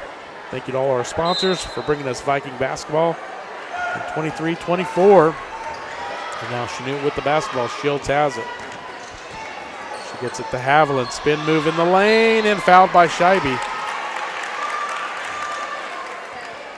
Scheibe agrees with it. And that's just her first, Scott. Yeah, she's played a solid game on both ends of the floor for the Lady Vikes, as usual. I mean, they have let a lot of contact go, but there hasn't been a whole lot of times that she's been where we're thinking, wow, that was a foul, and they didn't call it. Right. So first free throw is good from Kelsey Haviland. That's her 14th point. And she'll have one more free throw coming. So Ashley Haviland, Scott, scored 6 in the early going and has only scored 2 since. Kelsey Haviland gets the second free throw, gets her to 15. Now Scheibe with the give and go, gets it up the court. Down to 4 minutes to play in the ball game. 18-point lead for Lady Vikes. Mitchell with it. Mitchell thought about the drive, pulls it back out. Now Patel has it with nobody coming up. Now finally Noonan's coming to get a count on her. They finally switched to man, Tony. Yep. And here goes Kendrick with it. And she lost it. And it goes to the freshman Uner. 3:30 to play. And now Noonan for a three. In and out, no good. Now Walls, shortest player on the court, comes down with the offensive rebound. Foul is called on Tiara Smith, I believe. That's only her first. But we did say there hadn't been a whole lot of fouls, really. Now Shields the inbounds. Gets it into Haviland. Spin move and no good. There's Mitchell. Now Coach Scheibe says to slow it down a little. Still got to get across half court. Mitchell with it. Needs help. Gets it to Patel. She lost it. There's Shields going the other way. 3 minutes to play. And Shields is fouled.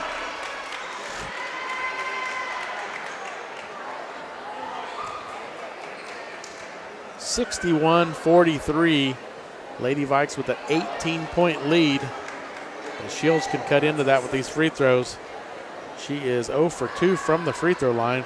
But she gets that one to go. Shields now with 4 points, and all 4 points have came in the fourth quarter, Scott. Yeah, you knew at some point, she would crack into the scoring column. Second free throw from Shields is way short. Well, almost went. So now the Lady Vikes get the rebound. Scheibe has it. And Scheibe tries to go all the way. She loses it. Now she throws it all the way back out to Patel.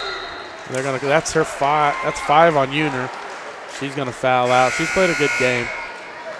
Yeah, she's gonna be a good guard for Chanute.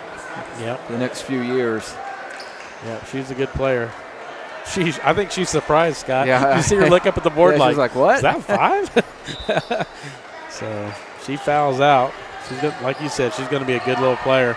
And I'm not sure where that pass was trying to go, but luckily Sydney corrals it and gets it back up to Patel. And we're down to 2:45 now. Nice cut. Oh, wow. Ashka Patel wide open. That's her 7th point. I knew she had to come alive in the second half, and she has got 7 points in the second half. Now Shields scores it. She's up to 6.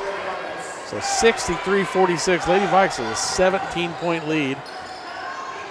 Now Patel with it. She was bumped, no foul. Down to 2:15. Now Scheibe with it. She's wanting to go all the way. A lot of contact. And she is fouled by Chard, I believe. Nope, they're going to call it on Kelsey Haviland. And that's her 3rd. 2:09 to play. Sydney Scheibe will go to the line to add to her 23 points. First free throw is up and good. So Sydney now at 24. And she is 12 for 13 from the free throw line. Yeah, that's just spectacular. Make that 13 for 14 from the free throw line. She missed just that one free throw during that double technical. She missed the 3rd one. That's the only free throw she's missed tonight. So back to a 19-point advantage at 65-46. Lady Vikes will come out of here with a victory tonight. Air ball by the Lady Blue Comets.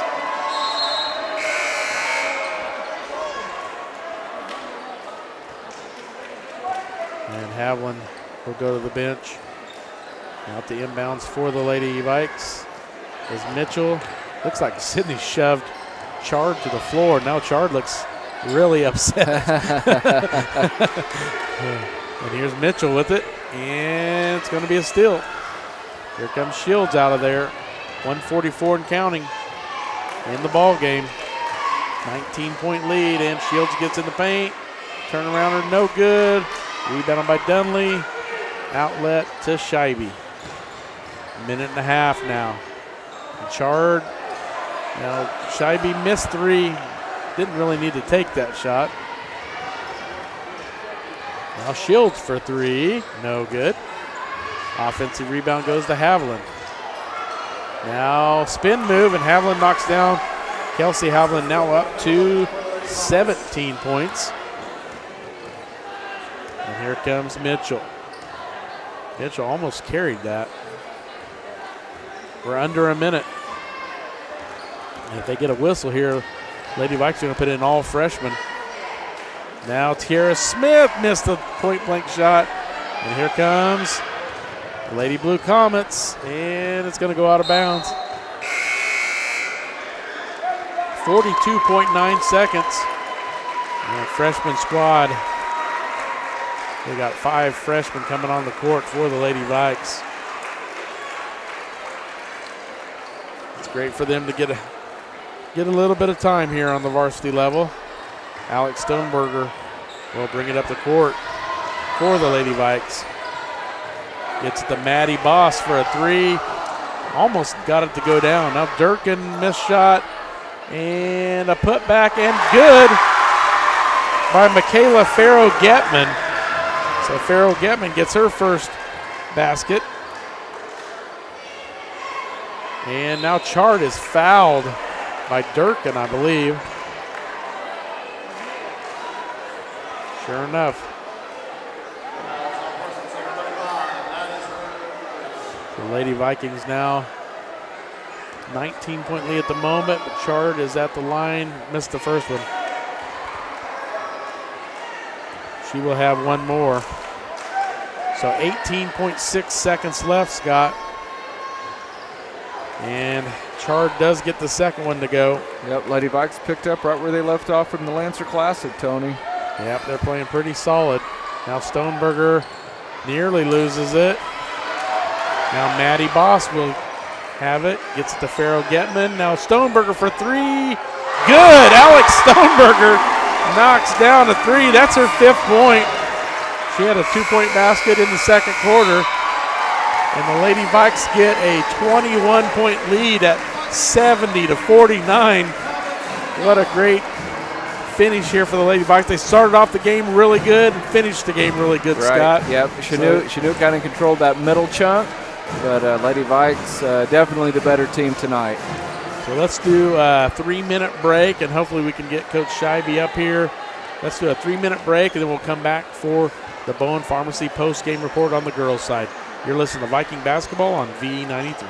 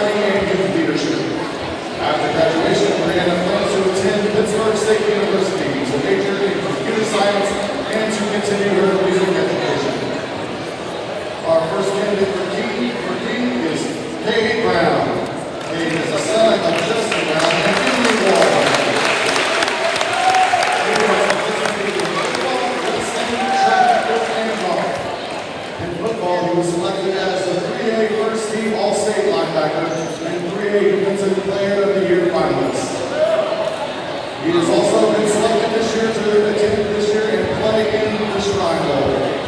After graduation, Kay will be attending the University of Central Missouri on a football scholarship and major in business administration.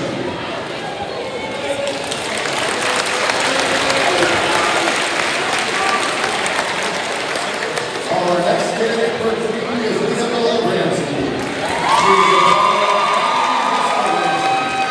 a active this year and was a cheer co-captain. She's also been active in the Spirit Club as a Spirit Club president, National Honor Society, Student Council, and the Spanish Club. She plans to major in biology at the University of Kansas after graduation. Next candidate for the team is Joseph Cervantes Jr. Joseph is the son of Senior and Lisa Cervantes. His activities include soccer, tennis, orchestra, National Honor Society, and Levette Youth Leadership. After graduation, he plans to attend K-State for music performance.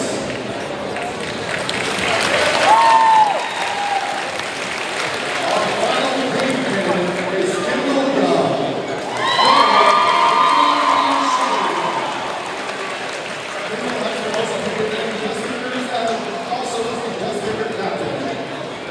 She's also done UDA All-American Orchestra, FCCLA Vice President, and was a two-time state qualifier and a National Honor Society and Treasurer of Student Council. Kendall will be attending LCC and go on to Pittsburgh State University to earn her master's degree.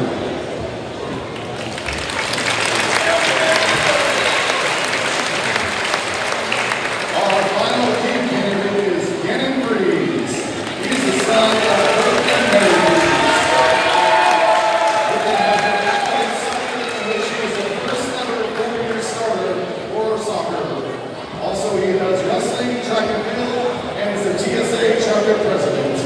He plans to attend Pittsburgh State University, where he will major in architectural science and wood product manufacturing program.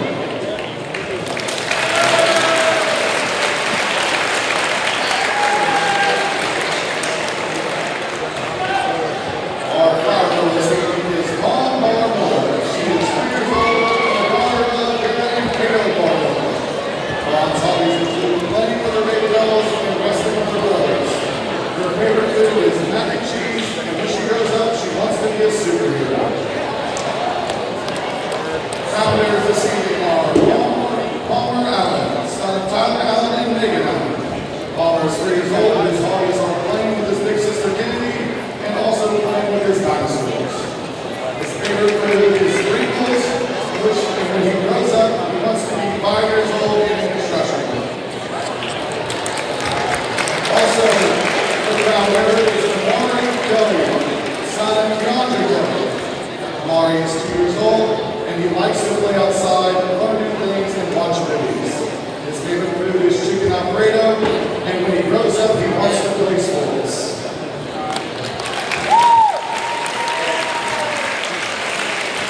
We would also like to thank Parsons Fine Jewelry for our Queen's Crowns, All Seasons Floral for the bouquets, and Jessica Hicks for the art horse and background.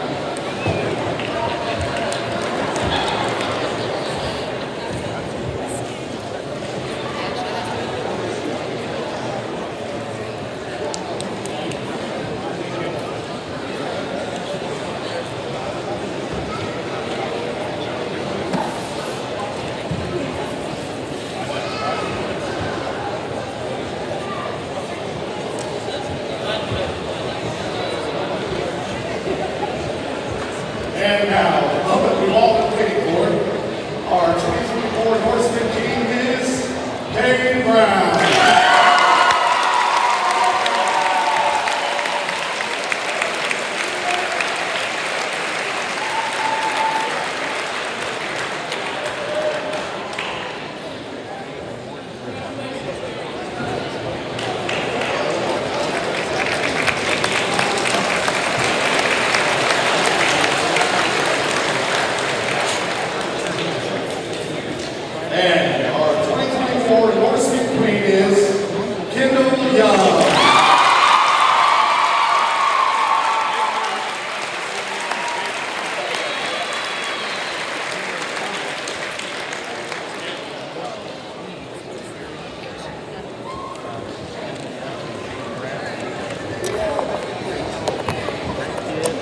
She works, so I know her pretty well. Yep, the daughter of one of my coworkers. Yep. So, yep.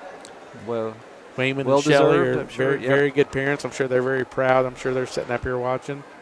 So, very well deserving of both these kids. Yep, that's great. Yep. Congratulations to them both.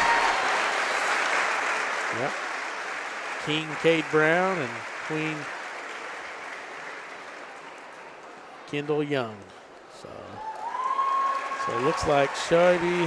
I don't see Coach Scheibe at all, Scott. Do you?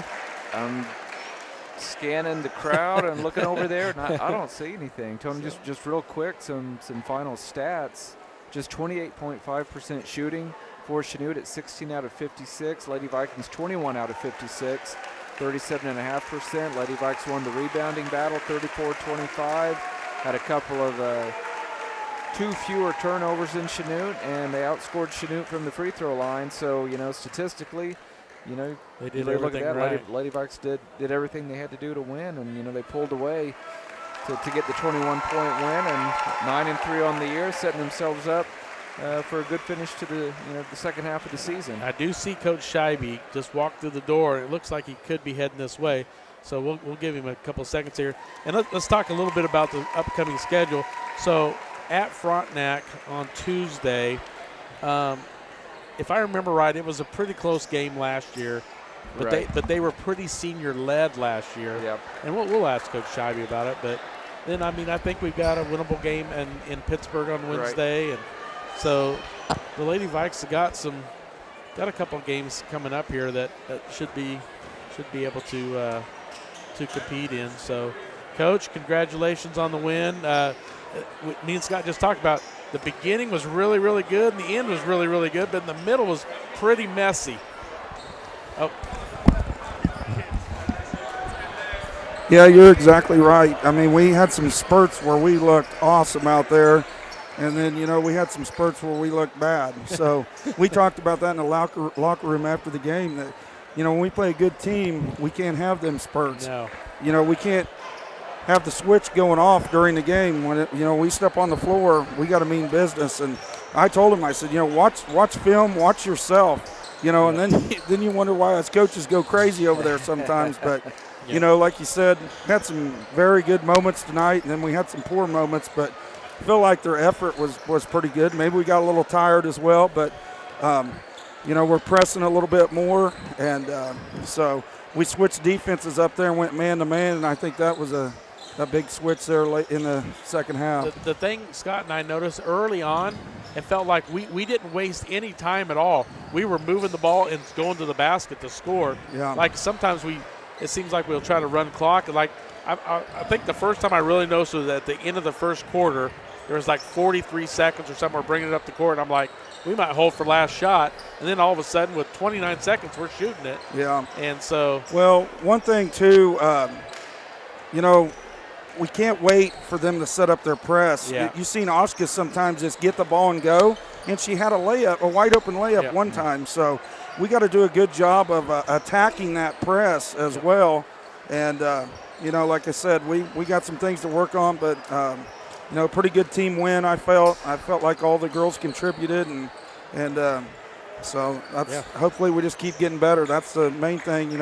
We want to be back in Salina. Exactly. And we got 3 games next week, so it's going to be a pretty tough week. And then it will be a week from tonight will be our senior night. Yes. So we finished the season, last 5 games on the road. That's what we talked about the seniors, before the game. Their games are, numbered in here, and take advantage of that. And Coach, you say that. Well, we should, if we keep winning, we're 9-3 now, right? Correct. If we keep winning, we should have at least one home game. Yeah. In the postseason. Right now we're sitting at the 4th seed, which it can change. Oh yeah, we know. Right now we would be sitting at 2 home games, which would be really sweet. But we just need to take it one game at a time, and focus on that game, and we can't have any hiccups along the way. Every win is going to be crucial. Yes, you're exactly right. According to seedings and trying to get some home court advantage. Yep. So I know we got at Frontenac next Tuesday, and I think they were pretty senior heavy last year, if I remember right. Do you? Do you know much about it them? should be a very winnable game. I watched some film on them. So, we just got to come to play. And like I said, when we come and when we play hard, we're fun to watch. Yep. And starting to get a little bit more depth, and getting some girls in there that getting some confidence as well. And yeah, Alex Stoneberger was impressive at the Lancer Classic, and then she ends up with 5 tonight. A lot of good minutes. So, yes. So it's good to have some freshmen Coach, come in and score. I admitted during the broadcast, going into this year, if I'd known you guys were going to be 8-3 going into this game, 9-3 at the end of it, I would have said, well, I don't know. I don't know. And yet you and your staff and the kids have just come out and really played some good basketball, especially coming out of the Christmas break, coming off that Lancer Classic championship. So, sitting at 9-3. And the team's definitely moving in the right direction. They are a lot of fun to watch. I'm really proud of them as well. They've really, bought in and are working hard. And like I said, we just want to keep getting better and better. Exactly. And give ourselves a good chance, to get back to the state tournament. But, they've had to overcome some adversities, and some other girls have stepped up. And like I said, I'm very proud of the girls, and I'm, happy where we're at. We just want to keep getting better. And next week, it's going to be a brutal week playing 3 games. It's going to be tough. So, but I think we'll be up for the test and see what happens. Hopefully we can get some more wins. Sounds good deal, Coach. Yep, have a good weekend, Coach, and we'll see you next Tuesday. Yeah, thank you, guys. Yep, you're welcome. And that will wrap it up for the Bowen Pharmacy postgame report on the women's side of things. Scott, how much time do you need before the boys? Give us a 5-minute break, Karen, and we'll come back with the pregame for our boys contest. So 5 minutes, and we'll be right back. You're listening to Viking Basketball on V93.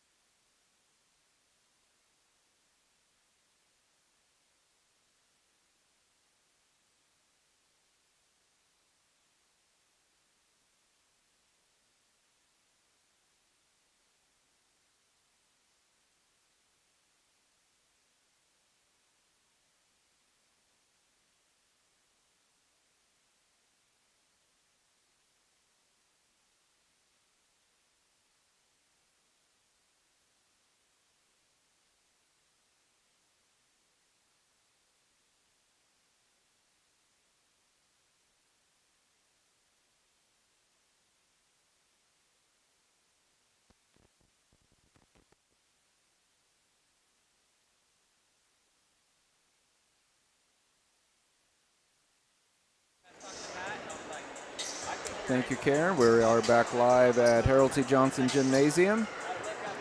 Parsons High School. Time now for the Tank Connection pregame show for our boys contest as the Vikings host the Chanute Blue Comets. Vikings 6-5 on the year, 3-1 in the SEK. Tony, they're coming off that second place finish at the Lancer Classic. They played very well over there, even been very short-handed with post players in that championship game. They hung tough for really 3 quarters. Yeah. And things got a little out of hand in quarter number 4.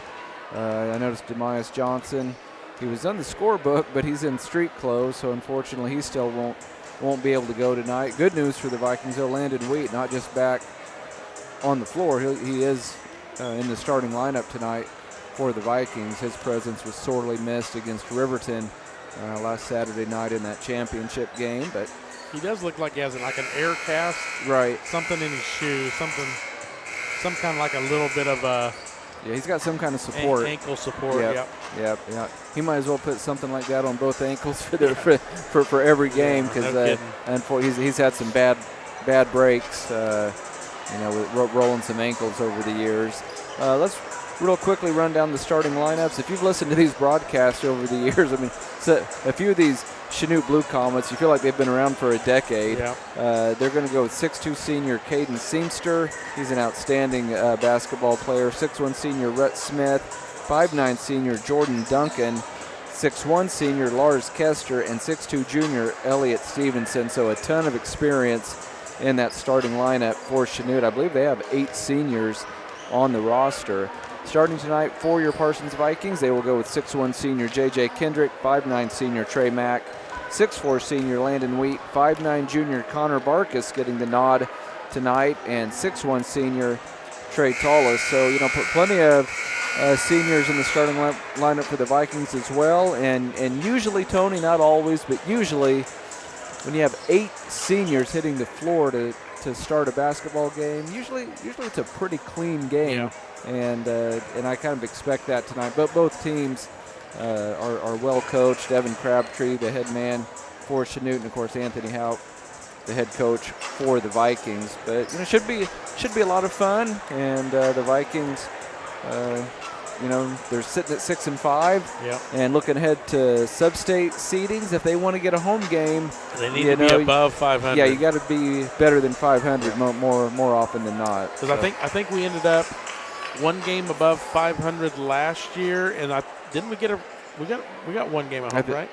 I believe we did. Yeah. I'm trying to. Yep. I'm racking my brain trying to think. Yeah, we played Topeka Hayden and lost at home. That's right. We got a good seed, but a bad draw. I feel like we were the 8. Hayden was the 9. I think so. Yeah, which is just a tough break. Yeah, it was. So looks like it's about time for the national anthem. So we will step away for a 2-minute commercial break, and then we'll be back with the opening tip. You're listening to Viking Basketball on V93. Life is about movement, and the human body is like any high-performance machine. When miles add up, parts wear down, and that's when pain begins, and here's where it ends. At Labette Health, our nationally recognized orthopedic and sports medicine surgeons use advanced techniques to reduce recovery times and relieve pain for miles to come. Feel like new again at Labette Health in Parsons, Kansas. For more information, go to labettehealth.com. Unbelievable! Sparklight is unveiling unlimited internet for just $25 a month. Get reliable 100 meg internet for just $25 a month for 12 months with unlimited data. That's unlimited internet. Call 877-469-3057 or visit sparklight.com/savings. Sparklight, a new breed in high speed. Discover what you've been missing in Parsons, Kansas. Curious Minds Discovery Zone, a children's museum that inspires a love of learning, with hands-on exhibits for all ages to imagine, create, learn, and discover. Kids enjoy looking through microscopes, building on our magnetic ball run wall, creative play in our doctor's office or grocery store, and lots more. Discover, explore, Parsons, Kansas.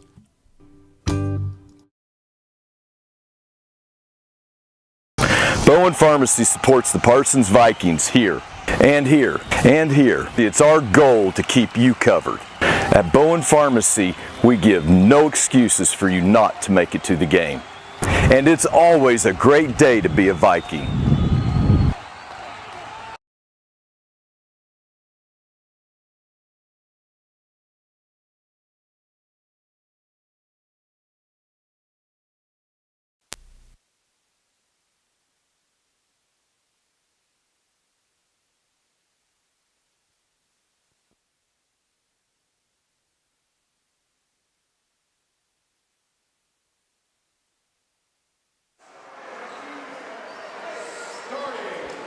And we're back live at Parsons High School. They're getting ready to announce the starting lineups over the PA system.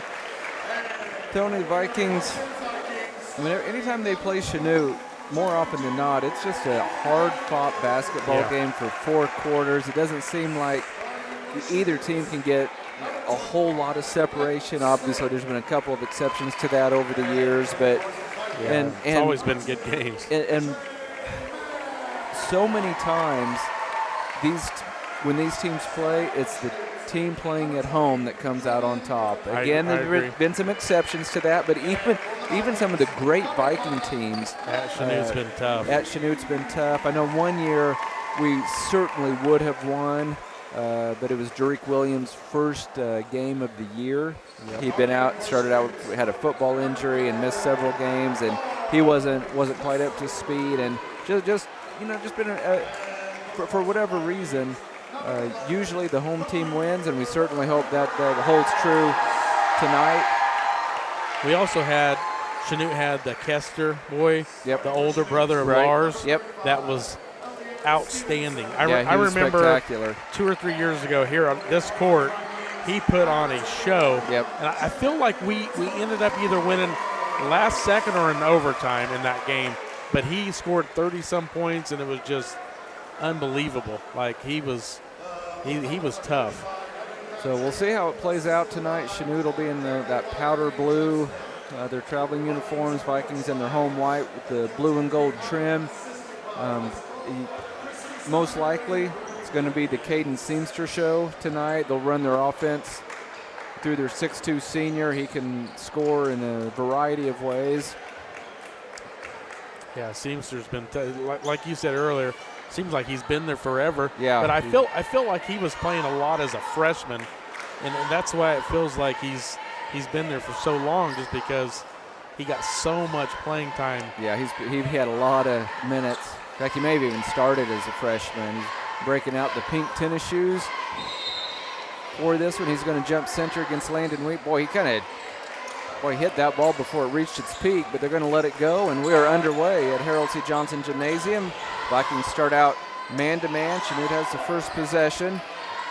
They will run a lot of cutters to the basket. They get a lot of layups out of their offense. Nearly a turnover, but no call. Here's a three-pointer by Kester. It's short, and it's rebounded by Landon Wheat. Vikings looking to run. J.J. Kendrick back to Landon Wheat. Puts it on the floor, throws it away. A little miscommunication between Wheat and Kendrick. Yeah, we can't have those little silly mistakes like that in a game like this. We need every possession we can get. Yeah, absolutely. The Vikes will have to do a better job of valuing the basketball as this game gets going. Kester into the front court, picked up by Trey Mack. Expect to see both teams in man-to-man most of the night. A steal by Landon Wheat. Great defensive play by the senior. He tries to outrun everybody. What an athletic move. The layup would not stay down. Offensive rebound. Putback goes down for J.J. Kendrick, and the Vikings strike first. They lead it 2-0. 7 minutes to go in quarter number 1. Stevenson swings it over to Seamster. Kester down low. Now they kick it out to Duncan. He's a 5'9 senior. Smith with it, right around the top of the key. Guarded by Tullis, just an outstanding defender. Kester into the paint. He's a lefty. He goes to the left side. Fouled, and he'll go to the line to shoot two. You know, he's not a super quick athlete, Tony. He's just one of those guys who's just real crafty. Yeah, you know, he knows how to use his body well. Yeah, he's definitely one that you look at and you're like, okay, we're not going to worry too much about him, but you do. He's just got skills. Kester, the 6'1 senior, knocks down the first free throw. Parsons leading at 2-1, 6:33 to go in quarter number 1. Second free throw also good. We're tied at 2. Here come the Vikings on the move. Kendrick with it to Mack. He's guarded by Kester. Seamster guarding Landon Wee. That is a great matchup. Tallis in the corner in front of the Chanute bench. Nearly loses it. He needs help. Gets it to Wheat. He's double teamed. And a block underneath on Seamster, trying to draw the offensive foul on Landon Wheat, but he didn't get the call. Man, it looked like Wheat leaned in with that shoulder. I thought they were going to get Wheat for an offensive there. Yeah, could have gone either way for sure. Kendrick gets it into Wheat. Wheat puts it on the floor. Spin move. Kicks it out to Kendrick. Here's a three-pointer that's blocked out of bounds. Great closeout by Rhett Smith, the 6'1 senior, blocking the three-point attempt of Trey Tallis. So we're tied at 2, 6:06 to go in quarter number 1. Tallis will throw it in from the baseline. In the corner to Wheat.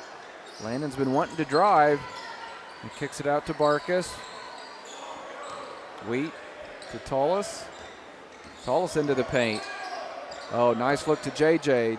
Tough shot. Oh, he's going to get the roll. Great shot by J.J. Kendrick. It crawls over the rim. He has all 4 points for the Vikings. Kester quickly at the other end.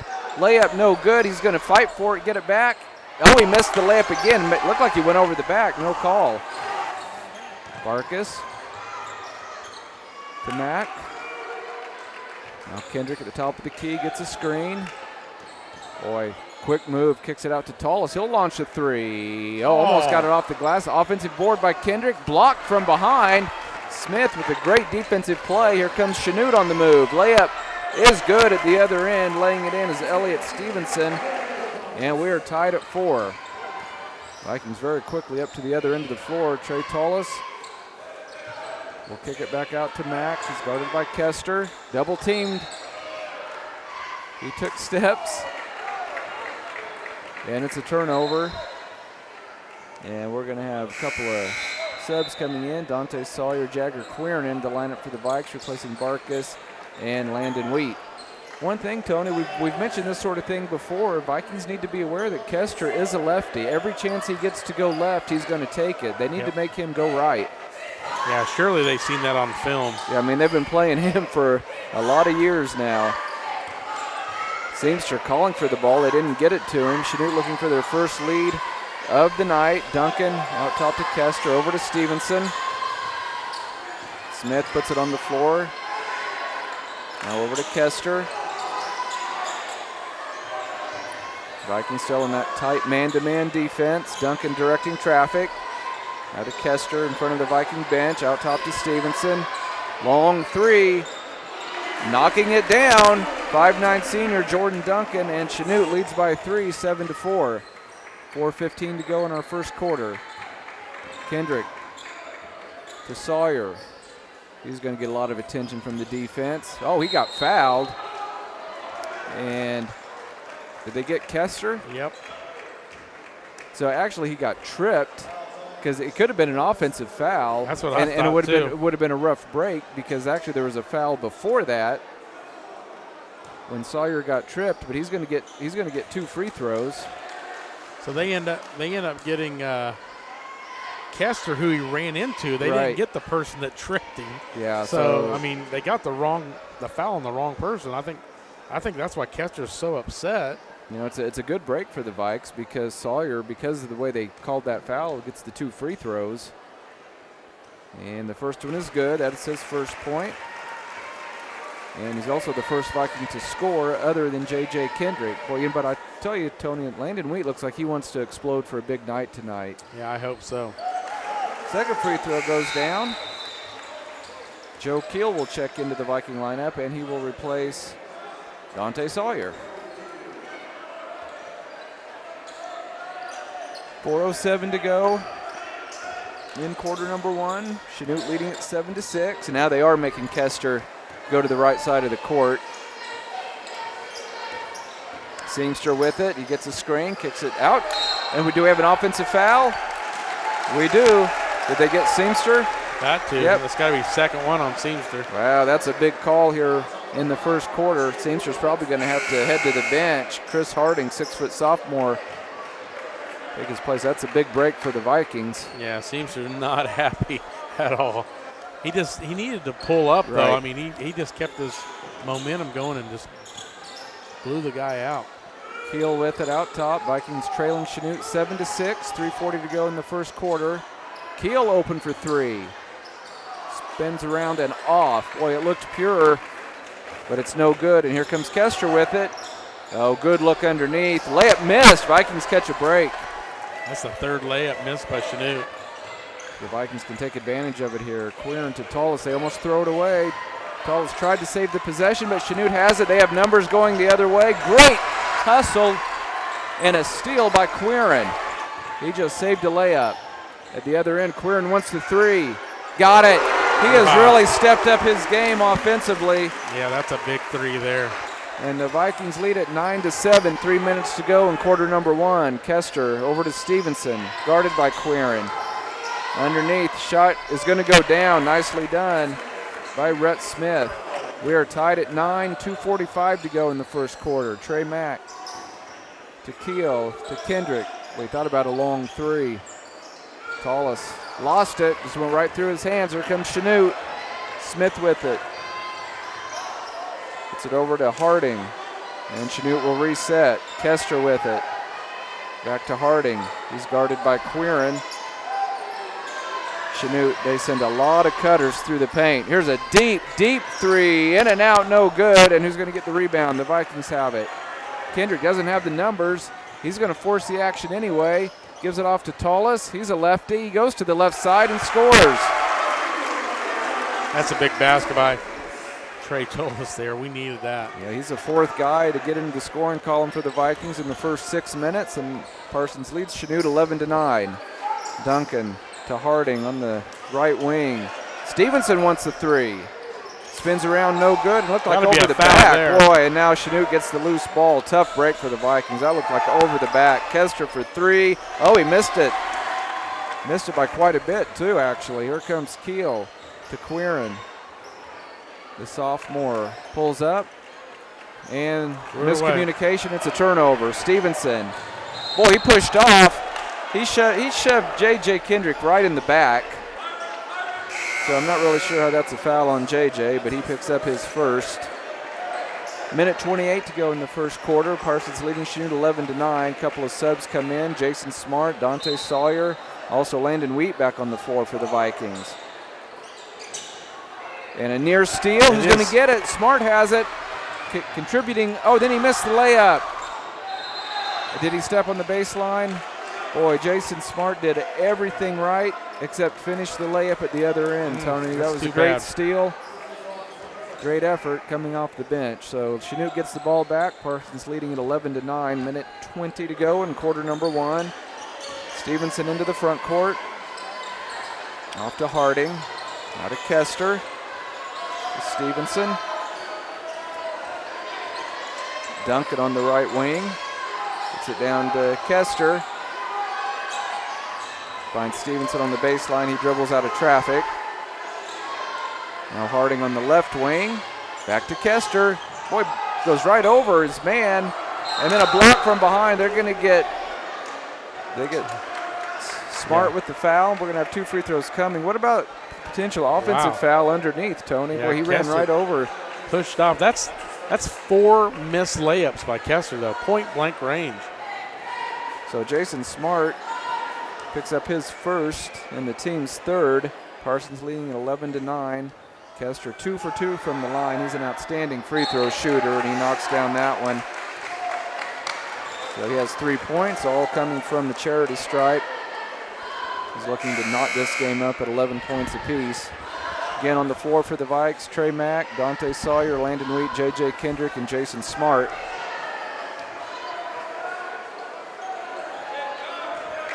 Kester, the 6'1 senior, puts it up, and it's good again. Tied at 11. Here come the Vikes. Trey Mack with it. Just 45 seconds to go in the quarter. Out top to Sawyer. You know Sawyer's itching to shoot. Gets it into Landon Wheat. Kicks it out to Smart. has a bit of an opening, goes baseline, and came up a little bit short. Got it back, and then Landon Wheat blocked from behind. What a play by Colby Baker, 6'2" senior for Chanute. Nice drive by Kester. And again, the senior, using his basketball intelligence, is going to get back to the free throw line for 2, but I don't know that he was shooting. It looked like he was on the floor. They waved off that first free throw, Scott, on that last time at the line. Said it was a lane violation. Lane violation on Chanute, so we'll take off 1 point. So that means the Vikings still lead at 11-10. And now we're tied at 11 as Kester knocks down that free throw. 22.5 seconds to go in quarter number 1. We're tied at 11.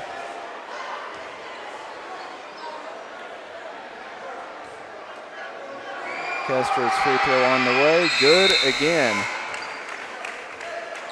He heads to the bench, replaced by Rhett Smith, 6'1" senior. 1 point lead for Chanute at 12-11.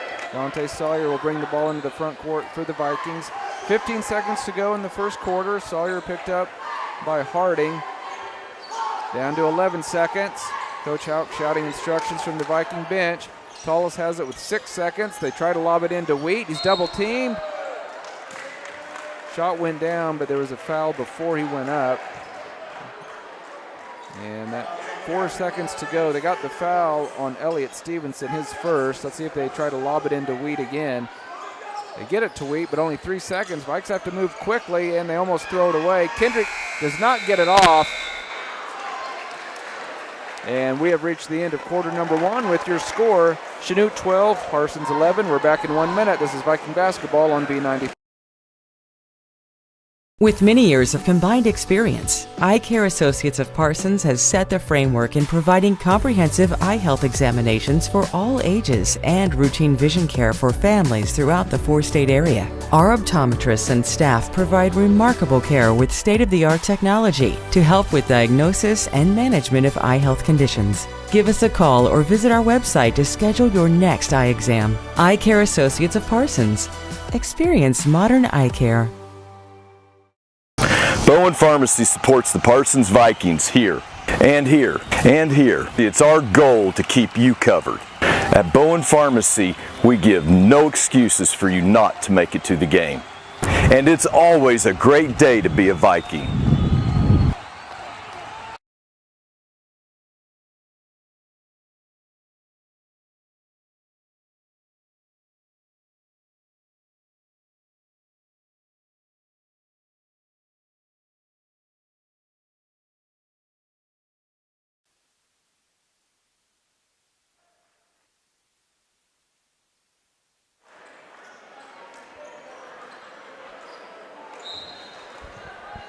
Parsons Vikings will have the basketball as we get going with quarter number 2, but it's Chanute leading 12-11.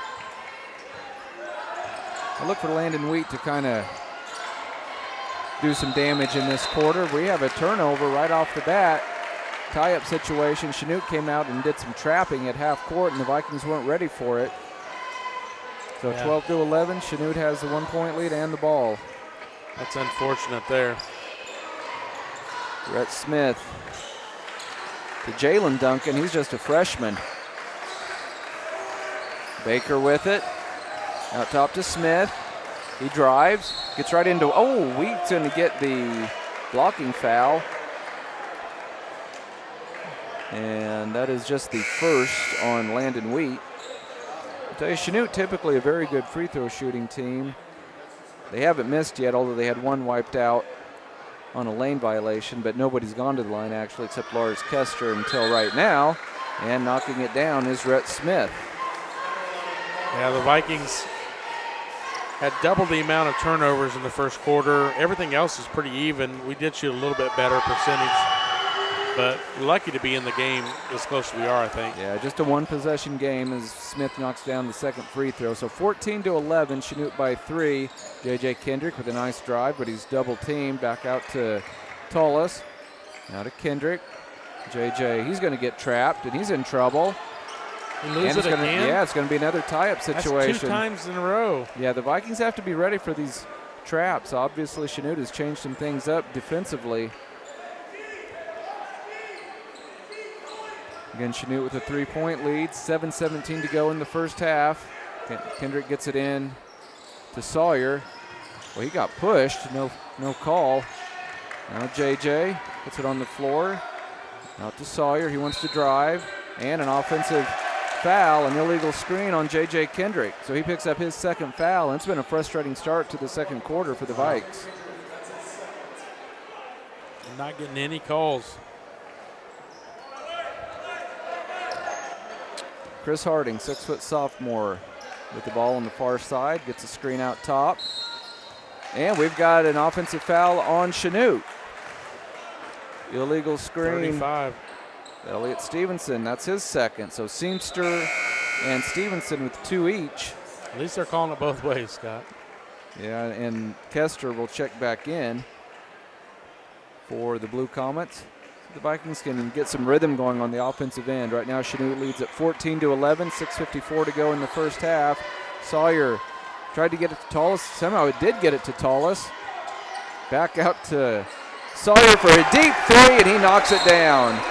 And we have a timeout on the floor called by Coach Houck, so he wants to talk to his team for a little bit. Boy, Sawyer needs to be careful, though. You see him talking after that shot. You know, he made a good play in the first quarter and knocked down a couple of free throws, and Coach took him out right away, and it's because he was running his mouth a little bit, and so Coach yanked him right away, and we've seen that, over the years. He has a little trouble, keeping quiet. Staring down the guy defending him.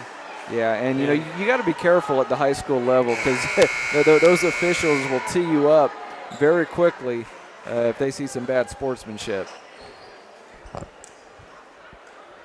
Yeah, I mean, I feel with the way we turned the ball over, we're lucky to be tied here. Yeah, it's 14-14 as play resumes. Kester gets a screen out top.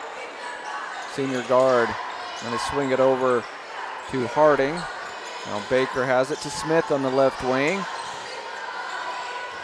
Nice drive on the baseline and a good look underneath, and the layup is going to go down for Colby Baker, and that's classic Chanute basketball right there. 16-14, Blue Comets by 2. Barkas needs some help. He picked up his dribble, and quick. Sawyer cutting to the basket gets fouled, so he bailed out his teammate there. And I think they got the freshman Jalen Duncan with his first.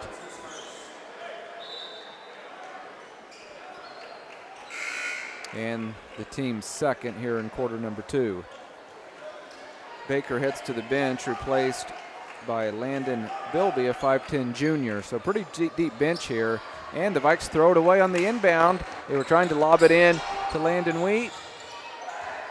Kester on the left wing. Vikings do a good job getting back on defense. Smith with it at the top of the key, guarded by Landon Wheat. It's a 2-point lead for Chanute. 5:55 to go in the first half.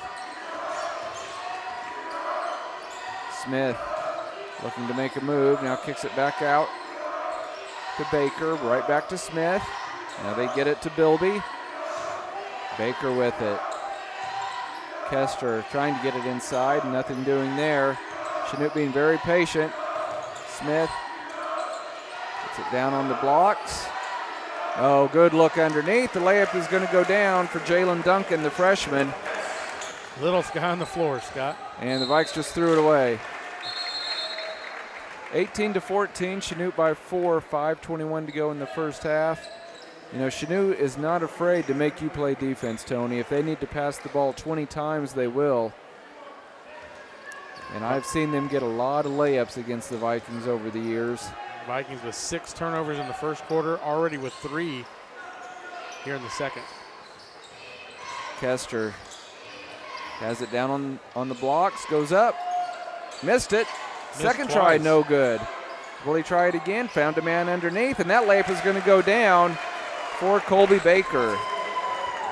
Biggest lead of the night for Chanute at 20-14. Barkas with it to Tallis.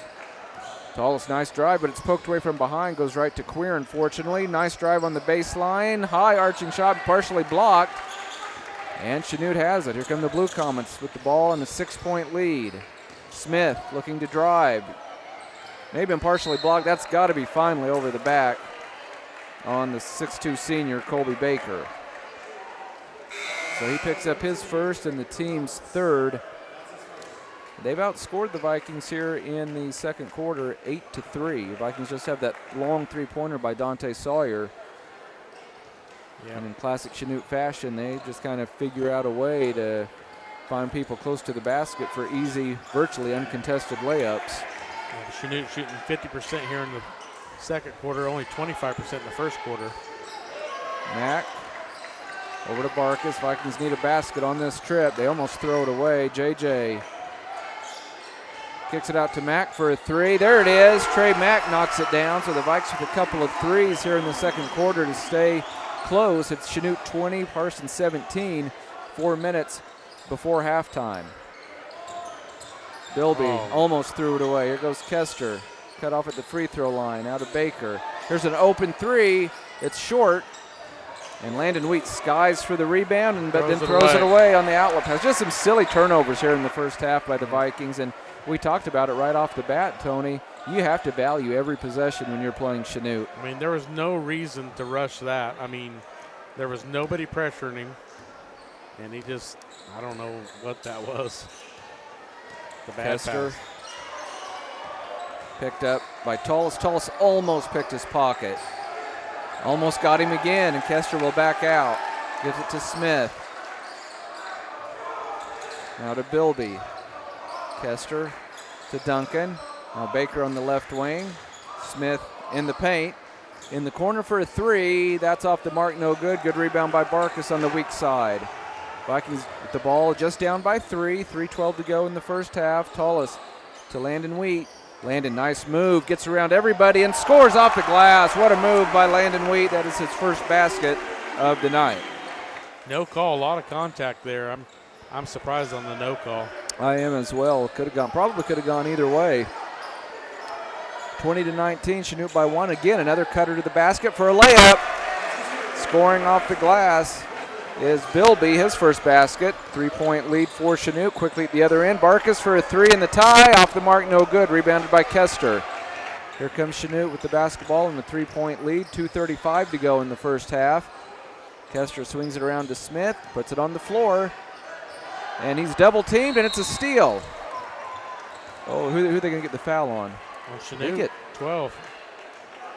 Yeah, it was a turnover and then a foul. Yeah, a foul out of frustration by Rhett Smith. And I thought that was the 5th foul. I think that's just the 4th. I guess it's just the 4th foul on the Blue Comets.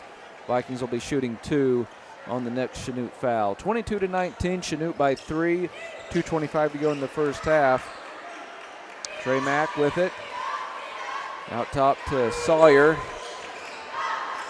Now to Kendrick. To Barkus. Barkus kicks it out to Queern. He wants a three. In and out, no good. Rebounded by Duncan. That would have tied it up if that had stayed down. Vikes almost got the turnover, but Chanute retains possession. Kester out top to Jordan Duncan, the senior. Kester, nice pass, but he is blocked from behind. Here come the Vikings, 2-on-2. J.J. Kendrick out to Sawyer for an open three. It's off the mark. And rebounded by Smith. Chanute on the move. Smith tries to get around his man, can't score. Somehow he got it back, blocked from behind. Oh, that was a clean block from behind.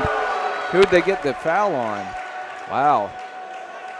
They said JJ pushed him. I didn't see it at all, but Coach Houck says you got the foul on the wrong guy. That is foul number 3 on J.J. Kendrick. I'm telling you that unless there was something underneath, Tony, that it was a clean block up top. That is a huge call in this game because that is the 3rd foul on J.J. Kendrick, and he'll have to head to the bench. Coach Houck saying, hey, how about asking for help? And that's what they're going to do right now. They're going to see if that foul was on J.J. Kendrick or not. Either way, Smith will go to the line to shoot 2. See if they change anything. They're going to get Dante Sawyer with his first. So Dante Sawyer with his first. That'll help the Vikings going into the second half. JJ only has 2. Free throw off the mark. Missed both of them. No good. So Smith misses both free throws. Vikings, an NBA three short by Sawyer, and Chanute has it. But Tony, I'm like you. I'm shocked that the Vikings are only down by 3 because Chanute has looked like the better basketball team for most of this first half. Yeah, we've got 10 turnovers. They only have 4. Duncan. Just that alone should be a double-digit lead. Duncan with it to Smith. He puts the ball on the floor. I wouldn't worry about Smith shooting. I think he's more of a driver. But as I say that, he launches the 3, and it's short. And the Vikings a little slow to go after that rebound, but they do get it. Sawyer, he took steps. Yep, traveling violation on Dante. Picked up that second foul at about the 3-minute mark of the first quarter. Has not played since. You know, that doesn't bode well for the Vikings that he's been on the bench for virtually the entire first half, and the Blue Comets still lead by 3. Here comes Kester with it into the front court. About 50 seconds to go in the first half. Again, Chanute leading the Vikings 22-19. Duncan got a good screen. His long 3 is perfect. That is his second 3 of the first half. He has 6 points, and that is the lead for Chanute. Meanwhile, at the other end, Landon Wheat knocks down a 3 from the left wing. The Vikings needed that one, and now Chanute going to try to hold for one shot, it looks like. 25-22. Chanute on top. Chanute will also get the first possession of the second half the way things stand right now. So the Vikings can come up with a big defensive stop going into the locker room. Bilby, he goes ahead and shoots. It's no good. The Vikings have 10 seconds to work with. Sawyer gets fouled, no call. 6 seconds. Here's Mack looking to drive. Should have got it to Sawyer. They do. A long 3, short. Tip try, no good, and we go to halftime with your score. Chanute 25, Parsons 22. We'll take a 3-minute commercial break and be back with the Eye Care Associate halftime show. You're listening to Viking Basketball on B90.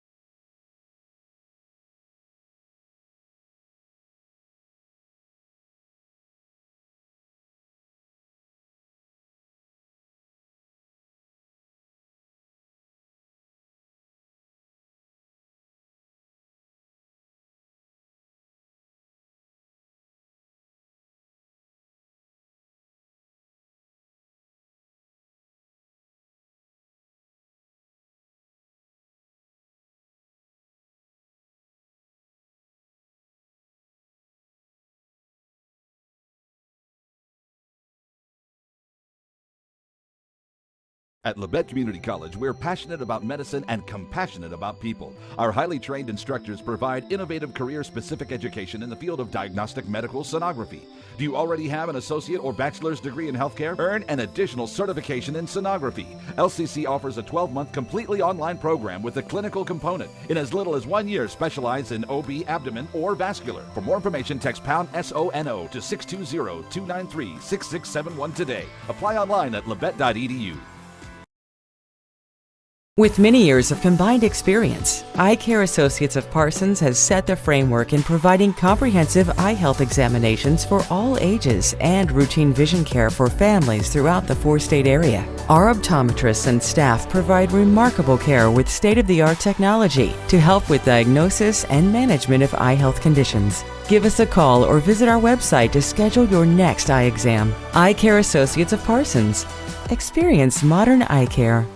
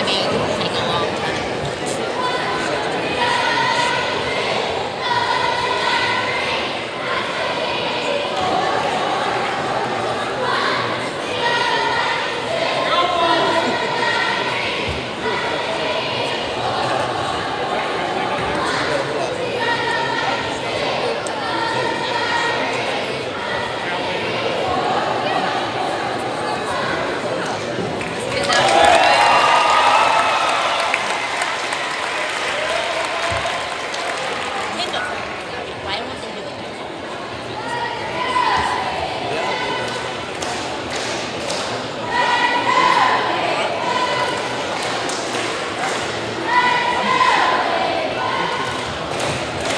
Why aren't they in front of their team?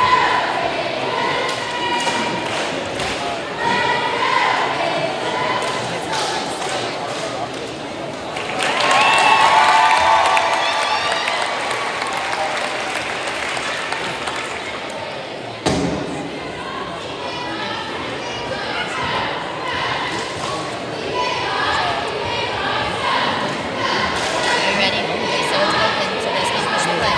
So I'll turn around and tell you when to push, okay?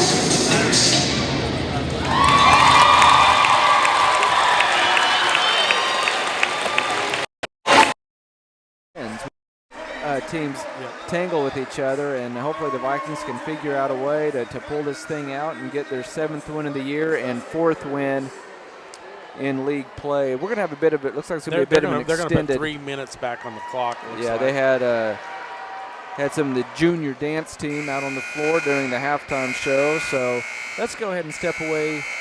We'll just step away for a 2-minute commercial break, and then we'll getting pretty close to the start of the second half when we return. Again, your halftime score, Chanute 25, Parsons 22. We'll be back in 2 minutes. This is Viking basketball on V93.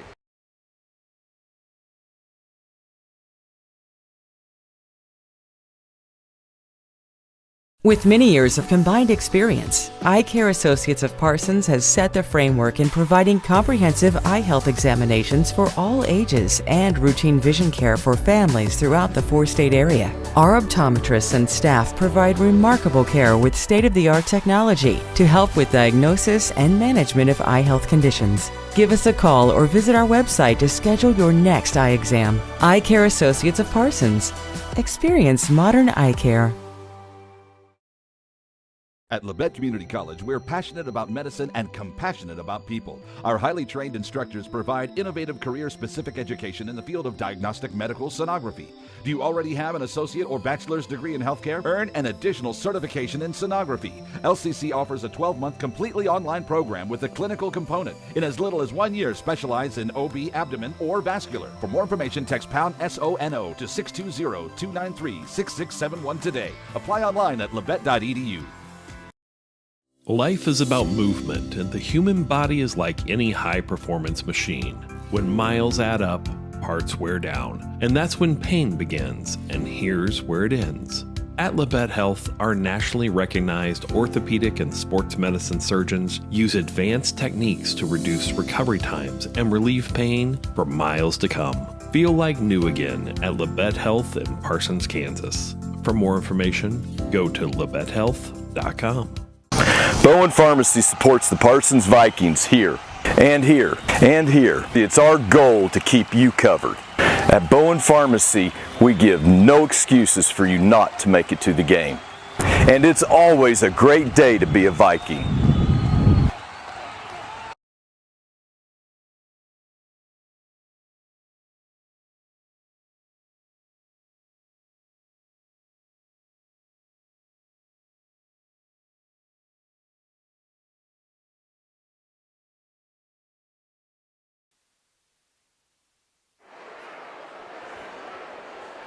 And we're back live at Parsons High School, Harold C. Johnson Gymnasium. Scott Marlowe, Tony Fuentes with you. Drew Fuentes taking care of our live video stream. Karen Hardesty taking care of everything for us back in the KLKC studios. 25-22. Chanute on top as we get ready to go in the second half. The Blue Comets will have the first possession. Pretty safe bet that the starting five will be back on the floor for both teams. That's sure what it looks like. Seamster, Stevenson, Smith, Kester, and Duncan for Chanute. Kendrick, Wheat, Barkus, Tullis, and Trey Mack for the Vikings. Parsons played pretty good defense in the first half. I'd like to see them play great defense in the second half. And Tony, obviously, they'll have to get things cooking on the offensive end as well. Yeah, I agree. Kester with it as we get going in quarter number 3. Stevenson on the right wing trying to get it into Seamster. You know, he's anxious to get going. He powers up, and he missed it. Great defense by J.J. Kendrick, guarding a bigger man. Trey Mack out top. See if the Vikings can get going on the offensive end here in quarter number 3. To Kendrick, he almost lost it out of bounds. He'll reset. J.J. looking to drive. He's cut off out top to Mack. Now Trey Mack looks to drive out to Kendrick. Looks like the Vikings maybe wanting to drive to the basket. Tony, we mentioned they only attempted 2 free throws in that first half. JJ, nice drive. Kicks it out. He should have shot that. Here's a 3 by Landon Wheat. He's good again. He can shoot it from out there. 2 for 2 in this game. And he has 8 points. He's the leading scorer now for the Vikings. And just like that, we are tied at 25 points apiece. 7 minutes to go in the third quarter. Kester out top to Smith. Guarded by Tullis. Now Duncan has it. He knocked down a couple of threes in the first half for the Blue Comets. Seamster out top. Over to Duncan. He's guarded by Barkus. Kester has it poked away, but a foul by Trey Mack. Oh. I thought that was clean, Scott. You know, I didn't have a very good look at it, but I didn't see much contact. First foul on Trey Mack, and the first team foul on the Vikes here in the third quarter. Stevenson with it. We are tied at 25. 6:35 to go in the third quarter. Kester gets a screen. Looking to make a move. Almost has his pocket picked. Goes up to the left hand and scores. That is his first field goal. And he has 7 points to lead the way for Chanute. They lead 27-25. Tullis on the baseline. Bounce pass to Mack. Trey Mack looking to drive. He got bumped. No call. He's going to get the loose ball. Stevenson has it for Chanute. Goes up against a smaller man and scores easily with the left hand. Stevenson now with 4 points, and it's a 4-point lead for Chanute. Barkus out to Tullis. It's obvious that the Vikings are wanting to drive to the basket here in the second half, try to get to the free throw line. JJ got fouled, and the Vikes will take it out underneath. Duncan picks up the personal.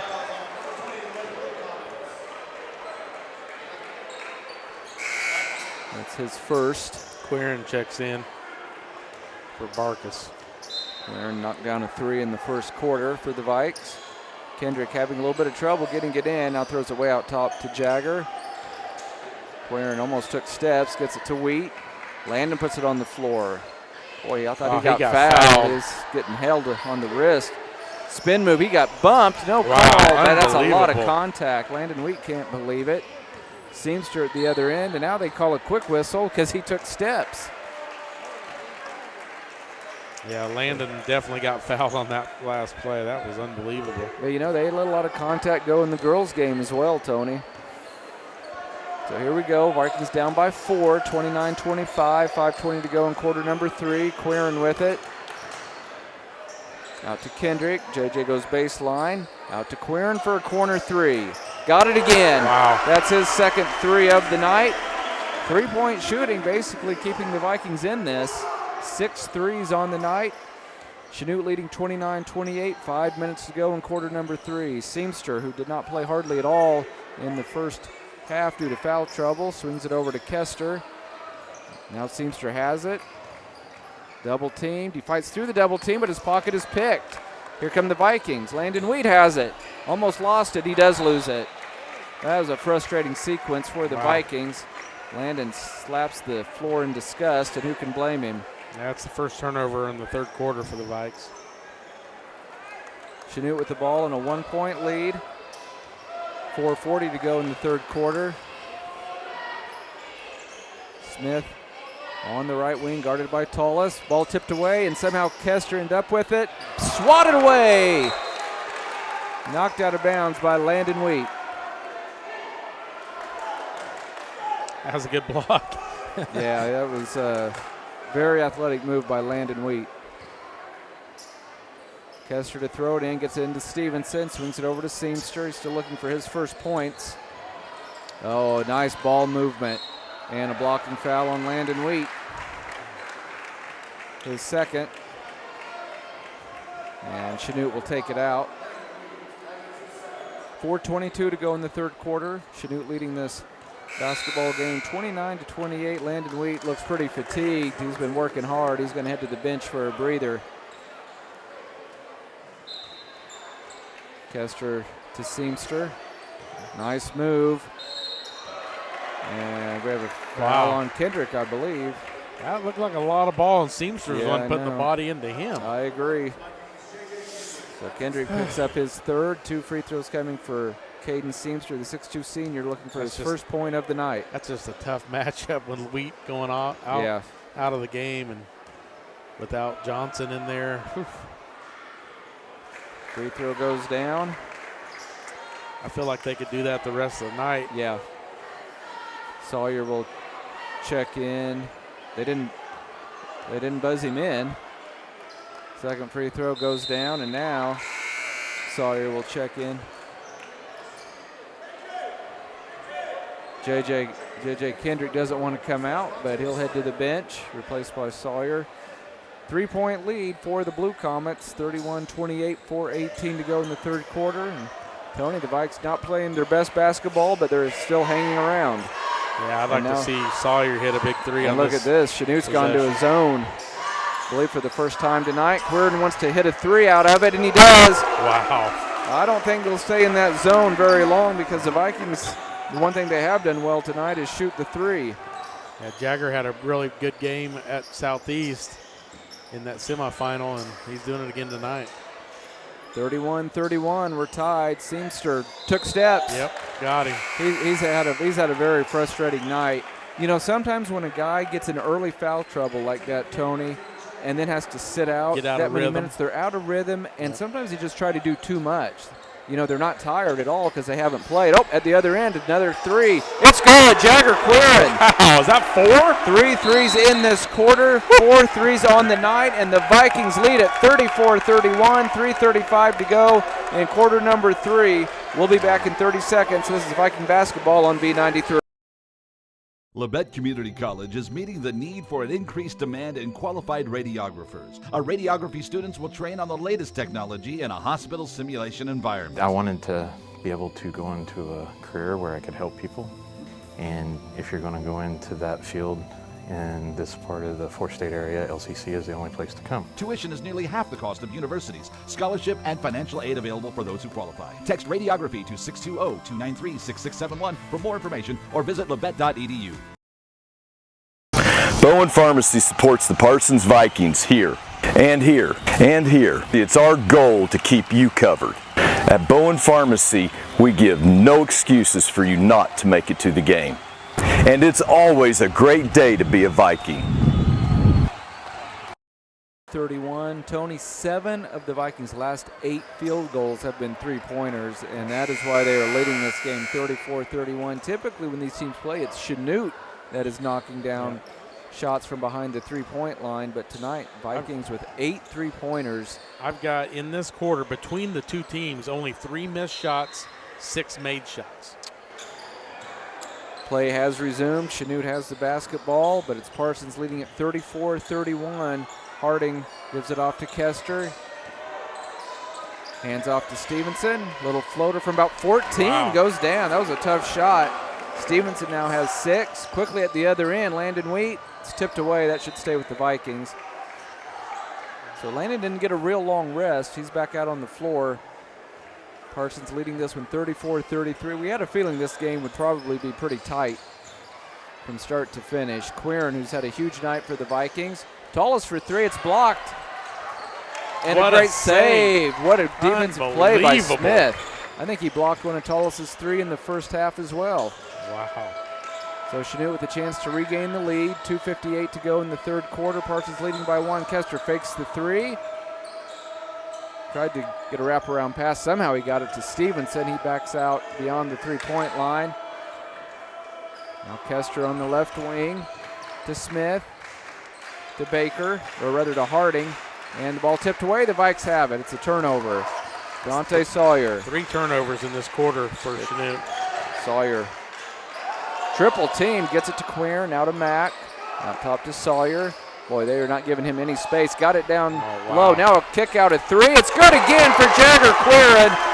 He has been the man here in the third quarter for the Vikes. He has 4 three-pointers, 5 on the night.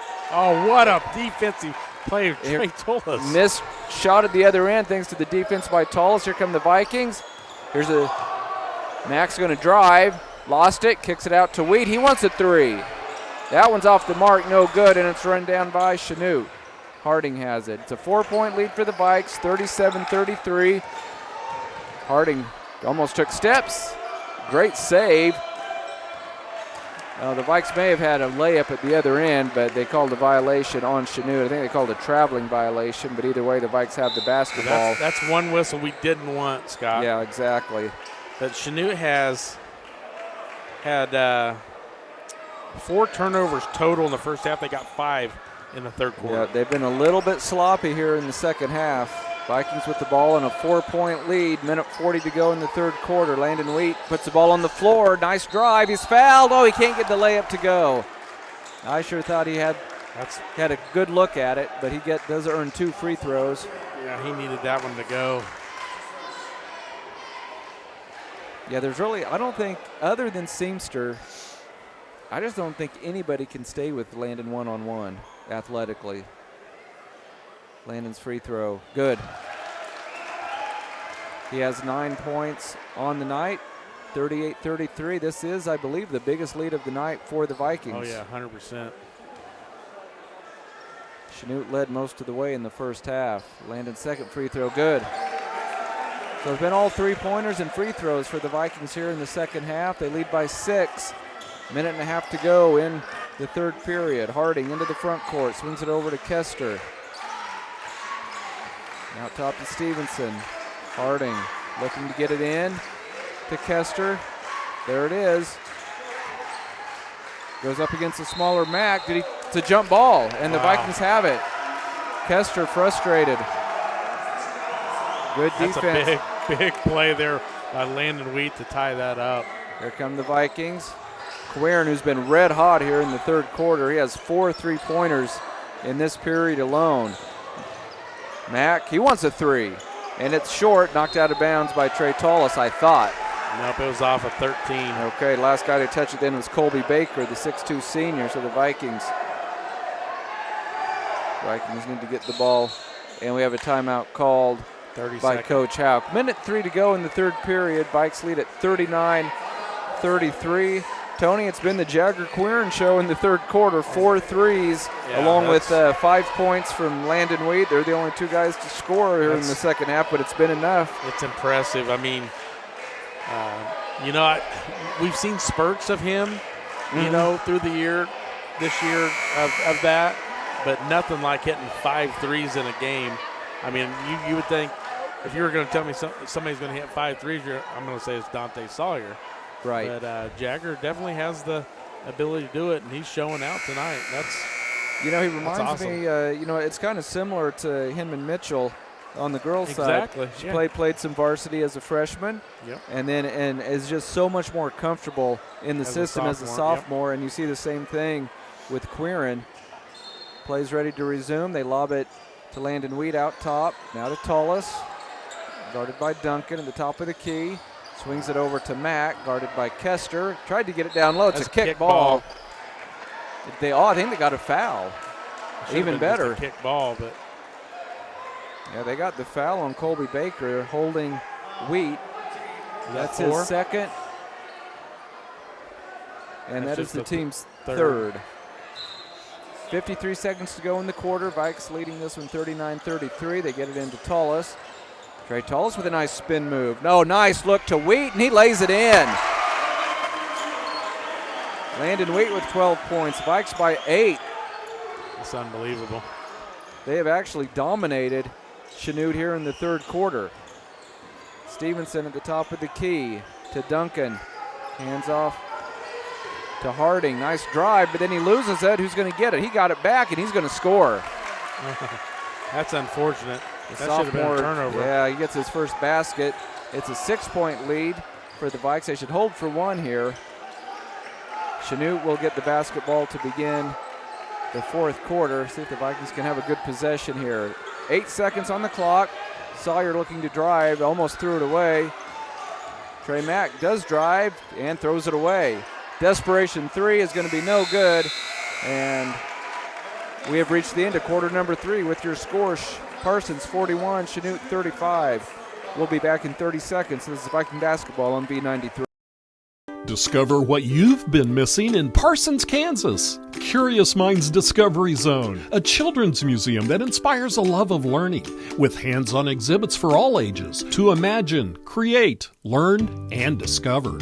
Kids enjoy looking through microscopes, building on our magnetic ball run wall, creative play in our doctor's office or grocery store, and lots more. Discover, explore, Parsons, Kansas. Unbelievable! Sparklight is unveiling unlimited internet for just $25 a month. Get reliable 100 meg internet for just $25 a month for 12 months with unlimited data. That's unlimited internet. Call 877-469-3057 or visit sparklight.com/savings. Sparklight, a new breed and high speed. Win of the year, but they only lead Chanute by 6. But Tony, the way the first half was going, if you had told me, or probably any Viking fan, hey, Parsons will be ahead by 6 going into the fourth quarter, you would have felt pretty good. Yeah, you know what? This stat is really, really crazy. I have Chanute 4 for 6 in the quarter. They missed 2 shots. Yeah. I just don't understand how they only shot 6 times. That is incredible. And the Blue Comets do have the ball to start the fourth quarter. Down by 6. Nice spin move by Stevenson on Quirin, and he scores. He now has 8 points. 4-point lead for the Vikes at 41-37. Tullis throws it away. He thought he got fouled. I did as well. Stevenson looking to force the action. He took steps. Kind of lost his footing. He thought he got fouled. No call. Well, I was going to say that's about equals out, because I thought Tullis got fouled on the other end. So if you're going to continue to call it like that, I'm fine with that. J.J. Kendrick has 3 fouls. 4 points on the night for the senior. Oh, bad pass, miscommunication. It's another turnover. Up ahead to Stevenson. He's fouled and he scores. Tullis got his arm. Stevenson in double figures with 10.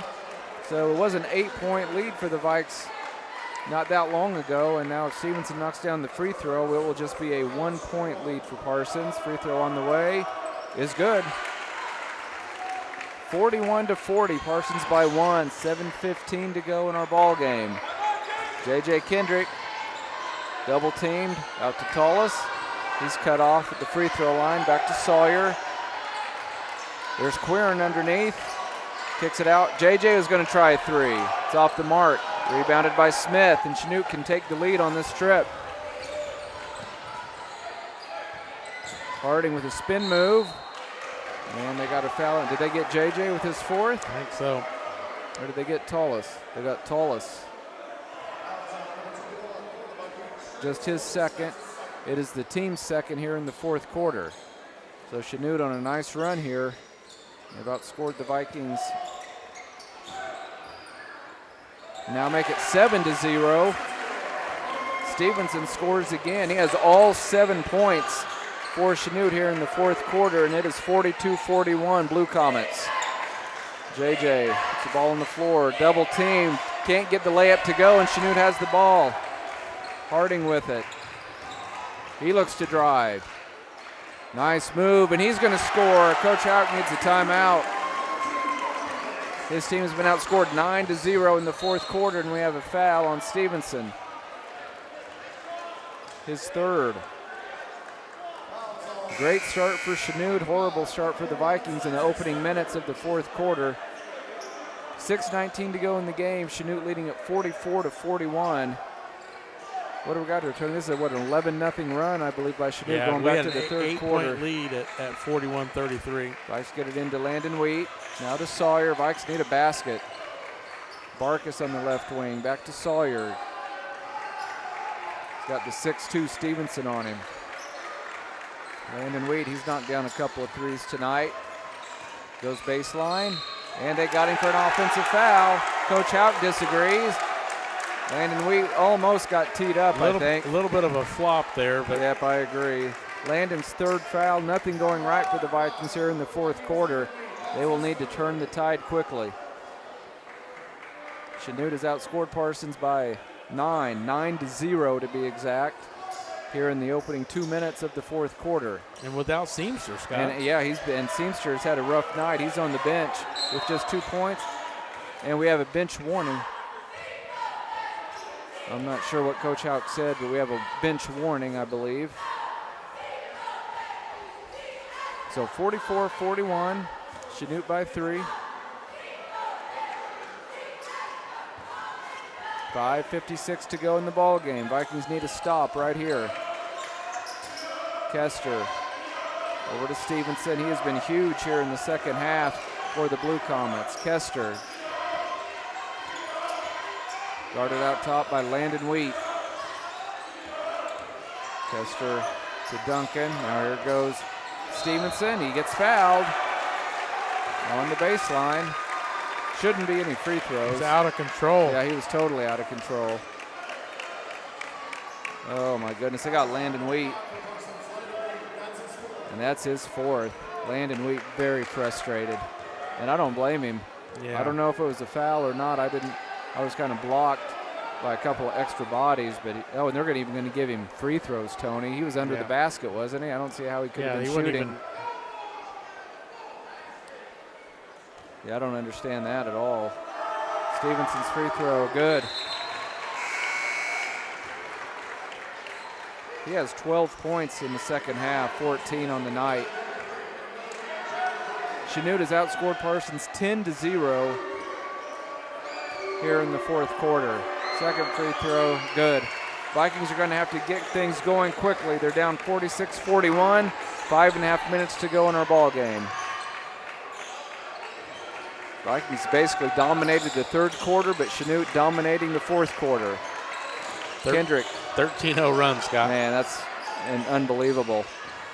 JJ triple teamed out to Quirin for a three. Sophomore missed that one, rebounded by Stevenson. Chanute with a 5-point lead in the ball. I think if they score here, it might be their biggest lead of the night. Duncan with it. Boy, and you don't want to trail Chanute late because they shoot free throws so well. Tough drive, and they're going to get the whistle. Free throws coming for Chris Harding. He has 2 points on the night. They got the foul on Barkus. Boy, Parsons with already 5 fouls, Tony, here in the fourth quarter. Nothing has gone right for the Vikings. Free throw on the way, good.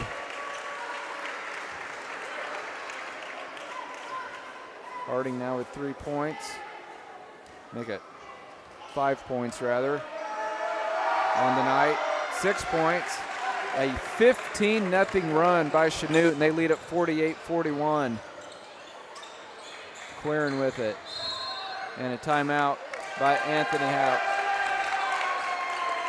It'll be a full timeout. 4:49 to go in the game. Chanute leads at 48-41. We're back in 30 seconds. You're listening to Viking Basketball on B93.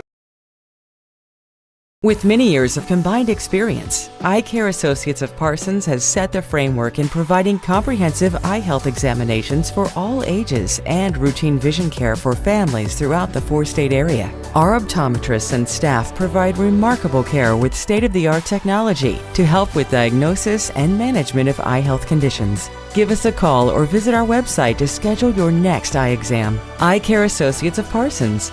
Experience modern eye care. Discover what you've been missing in Parsons, Kansas. Curious Minds Discovery Zone, a children's museum that inspires a love of learning, with hands-on exhibits for all ages to imagine, create, learn, and discover.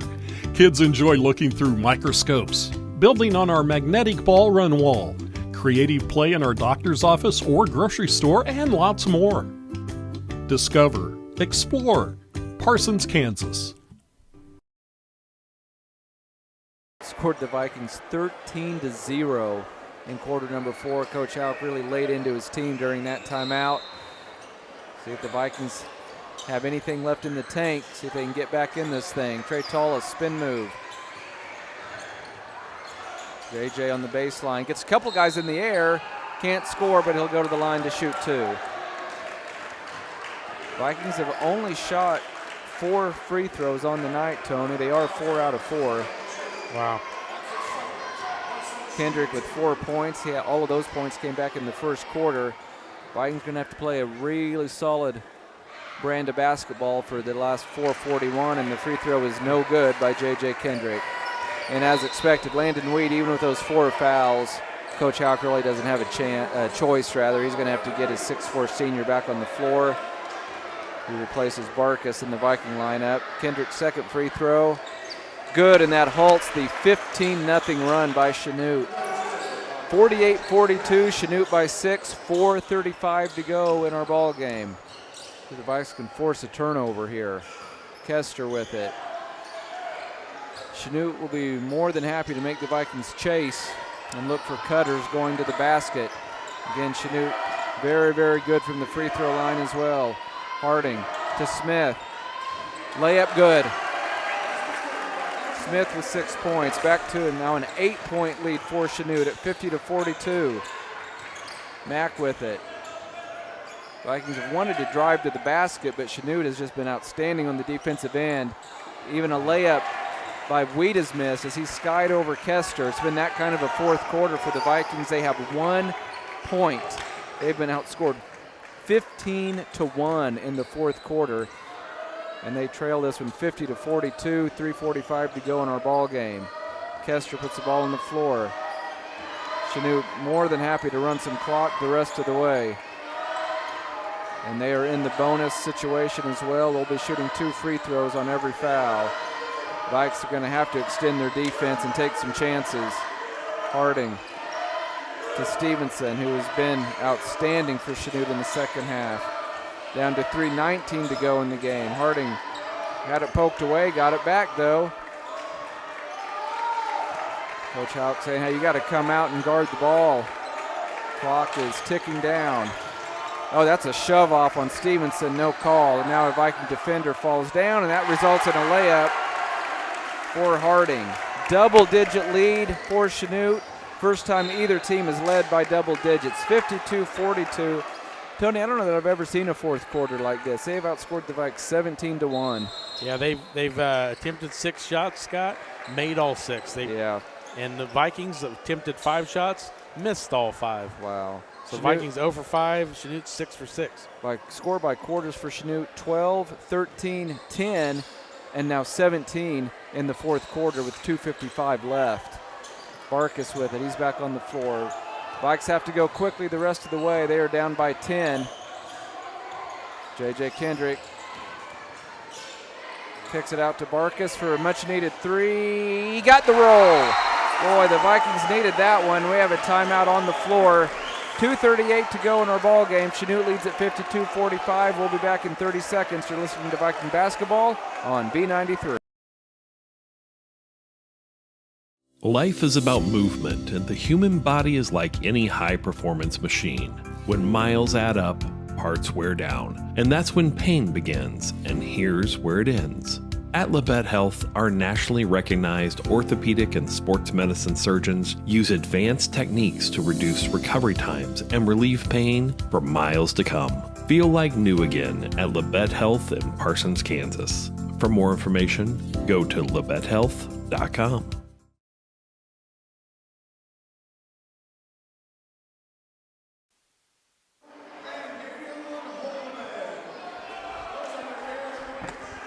Two minutes, 38 seconds left in our ball game. Chanute leads at 52-45. Blue Comets will have the basketball coming out of the timeout. Tony, the Vikings have actually outscored Chanute 30-6 from behind the three-point line, and yet it's Chanute leading by 7. They have been incredibly efficient at the offensive end here in the fourth quarter. Yeah, it's definitely been impressive. Vikes are going to pick up full court. They haven't done that all game, but desperate times call for desperate measures. Kester with it. Over to Harding. I mean, who do you foul at this point? Well, they don't have to foul. It's a turnover, and the Vikes just threw it away. Golly. Coach Hout can't believe it. There was just no reason to rush that quickly. Yeah, that's the second time Landon Wheats rushed one and threw it away. Yeah, the Vikes got what they wanted. They got the quick turnover, and they give it right back to the Blue Comets. Chanute breaks the press. 2:20 to go in our game. Chanute leading at 52-45. Vikes will have to come all the way out and trap. And Chanute very good in the half-court sets here, finding cutters wide open for layups. We've seen it a lot over the years. Vikes looking to trap Stevenson.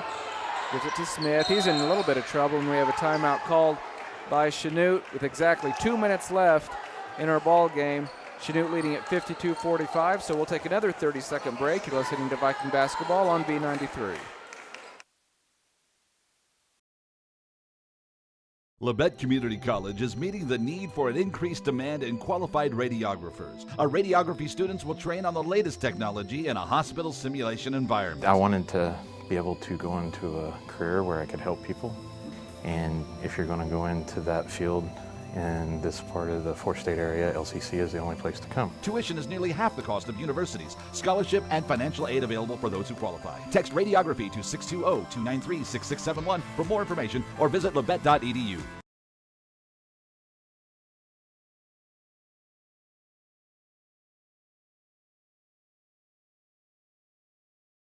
C. Johnson Gymnasium. Tony, Vikings in the exact position you did not want them to be in, trailing Chanute late. Yeah. And, you know, they forced the turnover off the press, exactly what Coach Ack was hoping for, and then an errant pass, really an unnecessary pass, gave the ball right back to Chanute, and now the Vikings are just going to have to scramble and foul the rest of the way, and they'll need a miracle because I've mentioned it several times already. Chanute deadly from the free throw line. Harding with it out at the half-court line, guarded by Tullis. Now Kester has it. Definitely don't want to foul him. He's guarded by Barkas. Minute 45 to go in our game. Smith. Kendrick has 4 fouls. Check that. I think he only has 3. A near steal. The Vikes have it. Barkas. He lost it. Tullis runs it down. The Vikes need a quick basket here. Tullis got to be a foul. So the Vikes catch a break there. That was a little ragged.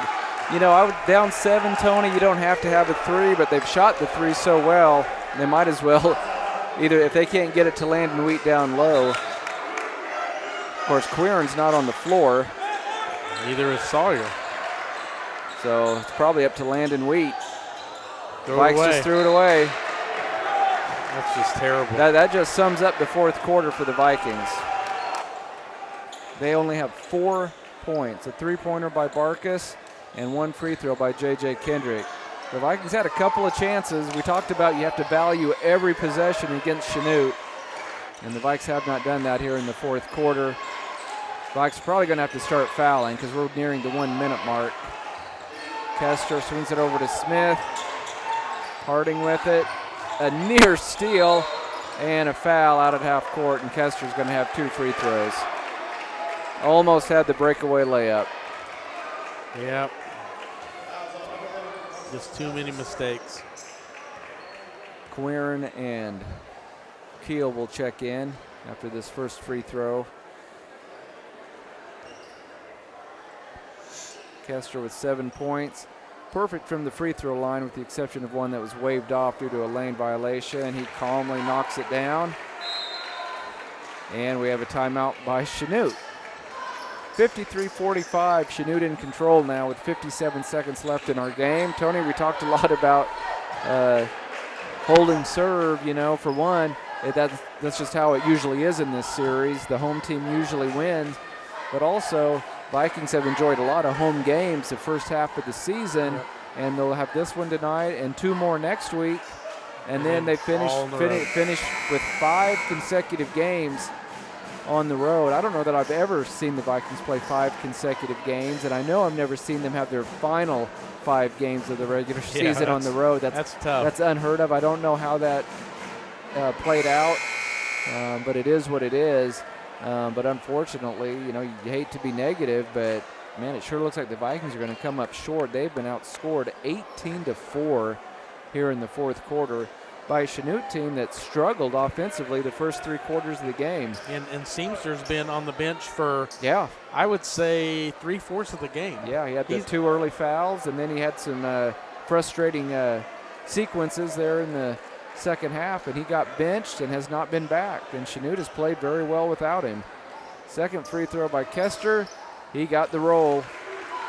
9 points for the senior. Vikes down by 9. They shouldn't shoot anything other than threes the rest of the way.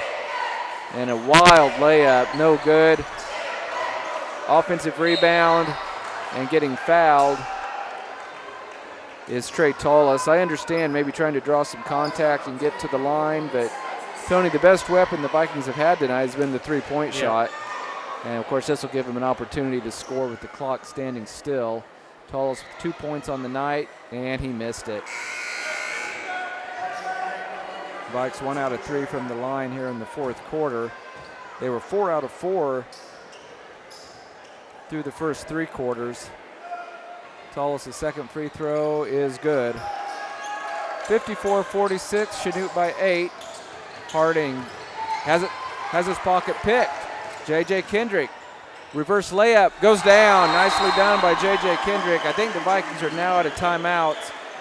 I think Kalk just burned his last one. 54-48, 36 seconds to go. It's a full timeout, but we'll keep it here at the gym. Tony, we've seen a lot of crazy things. It's technically a 2-possession game, but honestly, in my opinion, what I know of Chanute, the Vikings will have to do what they just did there and get another turnover, because I just don't, especially the way high school basketball is set up now, to where it's always a double bonus situation. You might get lucky. Chanute might miss one. Yeah. Not very rarely are they going to send a guy up to the line and he clanks 2 free throws in a row. It's going to be tough for us to get 3 possessions in the last 36.9. So we're gonna have to, like you said, do something quick. And we've had the opportunities. I mean, we got a turnover here, throw away, turnover down there, and a throw away. I mean, we've had a couple of opportunities, and it kind of shot ourselves in the foot, really. Yeah, I mean, we felt really good going into the fourth quarter because Chanute outplayed Parsons for the most part in the first half, but Parsons only trailed by 3, and then Parsons dominated the third quarter and led by 6 going into this final stanza, but it's been all Chanute for the most part in the fourth quarter. Full court press, Chanute having trouble getting it in, and they barely get it in time. Almost tipped away by Tollis. Vikes will have to foul now. 30 seconds to go. A near steal at half court. And is it a tie-up? It's a tie-up situation and goes over to the Vikings. Kester can't believe it. He thought he got fouled multiple times, and he probably did, Tony. Yeah. There were 3 Vikings surrounding him. He's like, somebody's got to be fouling me. And the 3-point shooter, Quirin, on the floor for the Vikings. Interestingly enough, Sawyer's still on the bench for the Vikes, but down by 6, 26 seconds to go. The Vikes have to have a 3 on this possession. Yep. They cannot Gotta go quick, for a gotta 2. go They have to quick. go quickly. Keel with it. Vikings taking way too much time. They need a 3-pointer. Kendrick loses it. 3-pointer on the way, no good, and rebounded. Goes out of bounds off Chanute, but probably not going to matter. Vikings wasted half their time there, Yeah. Tony. Wasted way too much You have time. to be aware of the score and the time, and I don't think the Vikings necessarily were because they used up way too much time. They have to have a 3. Kendrick will launch. Nope, he should have launched. Instead, he shoots a 2. That's not going to help at all. It's an air ball. Chanute's going to win this one. 5 seconds to go. 3 seconds, 2 seconds. Chanute hangs on, and they win it by a final score of 54-48. Let's take a 3-minute break. We'll be back with the Bowen Pharmacy postgame show. You're listening to Viking Basketball on B93.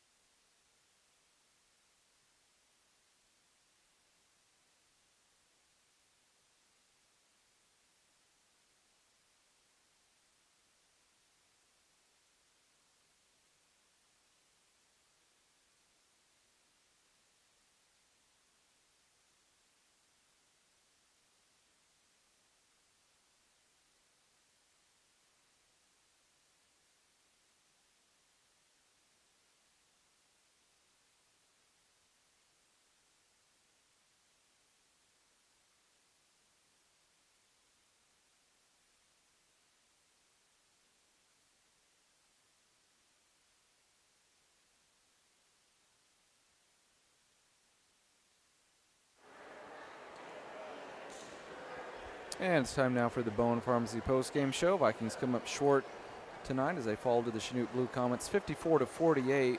16 guys in the scoring column tonight combined, so I'm going to go ahead and run down the scoring totals because that's going to take a little bit of time. Leading the way for the victorious Blue Comets, Elliott Stevenson with 15 points, 13 of those in the second half. 9 points for Lars Kester, 2 points for Bilby, 6 points for Jordan Duncan, 4 points for Baker, 6 points for Rhett Smith, 8 points for Chris Harding, 2 points for Caden Seamster, 2 points for the freshman Jalen Duncan. Leading the way for the Vikes tonight, Jagger Quirin, 5 3-pointers tonight, gives him 15 points. Landon Whedon double figures with 12, J.J. Kendrick with 7, Trey Mack with 3, Dante Sawyer with 5, and then Connor Barkas and Trey Tullis with 3 points apiece. And Tony, let me recount here. 1, 2, 3, 4, 5, 6, 7, 8, 9. Looks like 10 3-pointers for the Vikings, only 2 for Chanute, and yet it's the Blue Comets who dominate the fourth quarter. They come back from an 8-point deficit, and they knock off the Vikes 54-48. Give Chanute credit. I felt like for 3 quarters they were the better team. The Vikes dominated the third quarter, but if you win 3 quarters out of 4, you're probably going to win the game, and that's what happened tonight. And just looking at the stats here, Scott, that I show, I'm surprised we were within 6. Right. So for both teams in the second half, I have 0 offensive rebounds for both teams. Okay. Parsons had 0 defensive rebounds in the fourth quarter. So they didn't have a single rebound in the fourth quarter. That's incredible. Chanute was 6 for 6. Yeah, very efficient, very efficient. And some of those were layups. And we talked about how good they are late in games. They were very efficient, and they typically knock down their free throws, and they definitely did that. Tonight we're joined now by Viking. I can barely hear you, Scott. How's that? Yeah, there you go. Yeah. Joined now by Viking head coach Anthony Houck. Coach, you guys knocked down 10 threes tonight, 5 of them by Jagger Quirin. But other than that, you guys struggled offensively, and a lot of that, I'm sure, is due to the Chanute defense. They really play a good team defense. It looked like coming out of the locker room, your team was intent on driving the ball downhill, trying to get to the basket, and Chanute's help defense was incredible tonight. You look at the roster, they got 8 seniors, and they're just mature, and they understand what it takes. And hey, let's face it, they've beat Pittsburgh. Them Fort Scott and Pittsburgh have kind of traded wins there, and our goal coming into this was hey, we wanted to prove that we can play with the top those 3 teams who are considered by everyone else the top 3 in the league, and we think we did that tonight. Right. Just had a little letdown at the beginning of the fourth quarter there, and then couldn't get much going offensively there in the fourth. When we went up 41-33, I was sitting there thinking, man, I know it. This is it. But Jagger was hot. Man, he was. And then they locked him up. Then they went on like a 15-0 run, I believe. Yeah, dating back to the third quarter, it was a 15-0 run. Yeah. And you guys actually, it was kind of flipped the script. You guys have had a lot of good 3-point shooters over the years, but so has Chanute. Right. You guys outscored him 30-6 from behind the 3-point line, but they still got the win. And you guys, he didn't play a lot. Caden Seamster only with 2 points tonight, no field goals. He's one of their senior leaders, but man, you talked about how many seniors they have on the roster. 9 guys in the scoring column, but you guys had 7 guys in the scoring column. I thought both teams shared the ball well. Yeah. So let me ask you this, Coach. You guys were right there, had the lead going into the fourth quarter, and so you talked about Chanute, Pittsburgh, Fort Scott. What do you think you guys need to do to kind of get over that hump and not just hang tough, but beat some of these top teams in the league? We got to be a solid 5 on the court the whole time. Yep. And there was most of the what sucks about playing 8 or 9 guys is sometimes you get that lineup that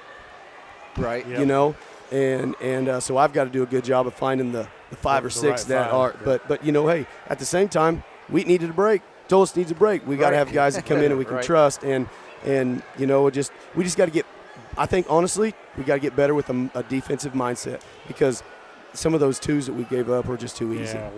Too easy. And Chanute, they've always been good at that. I could have went a little zone, but I don't want to go zone because we're unwilling to guard. I don't want to go. Also, they shoot. We were keeping them off the 3-point line, and they shoot it way too well as a group for us to sit in zone. So, in order to beat the best teams in the league, we've got to be better man-to-man defense. Yeah, and that's as a group, and that's the bottom line. So, and you know what else? Coach Crabtree he did a great job of executing some mismatches, and we tried to do the same at times. And they buried a couple of our guys when they had some height, and so credit him for that too. And but I'm proud of our guys. I felt like outside of about a 3-minute stretch there. Yeah, we played just neck and neck, really solid, just really good basketball. Yeah, and we felt like you guys could have easily been trailing by more than 3 at halftime. I felt like Chanute was the better team in the first half. You guys dominated them in the third quarter, but just I mean, you're right. You guys fought so hard, and effort means so much. Right. When you can, I don't even know if I should say your team was outplayed in the first half, but I felt like Chanute had the edge, and yet you guys were right there. And other than that 3-minute stretch at the start of the fourth quarter, that hurt. And then in the fourth, right there. And then in the fourth, I felt like in that press, even when we did get a steal, we threw it right away. Mm-hmm. Yeah. So we had 2 throwaways right after the threw steal. them into the bleachers. Yeah, the opportunities were there. You're right. There you go. When we do get stops, so we got to work on getting stops. Then when we do get stops, we got to capitalize. Take care of the ball. Yep. Overall, I was proud of how our guys fought, and man, it's just a big crowd tonight. So fortunate to play in front of that, and a big week next week. Oh man, 3 games. Big week next week. Our freshmen travel to Chanute for a little freshman jamboree up there for 2 games. We play Iola. So freshmen actually play 2 games Friday. They play 2 games Monday. They play on Tuesday night. We play Pittsburgh Wednesday night, and then we play Fort Scott here Friday night. Yeah, so it's going to be a busy week. We've got a long week next week, so we're gonna need Chiefs win on Sundays. That's right. That way we can feel real good about it. That's right. Oh yeah. Well, Coach, we appreciate your time, and good luck next week. Thanks, guys.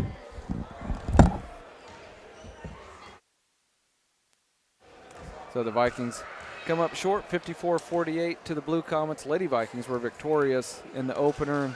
Tony, it will be a big week next week, heading to Frontenac on Tuesday, and then Pittsburgh at home Wednesday, and Fort Scott at home here Friday for senior night on Groundhog's Day, February 2nd. That's going to be the earliest senior night that we've ever been a part of. So anything else, sir?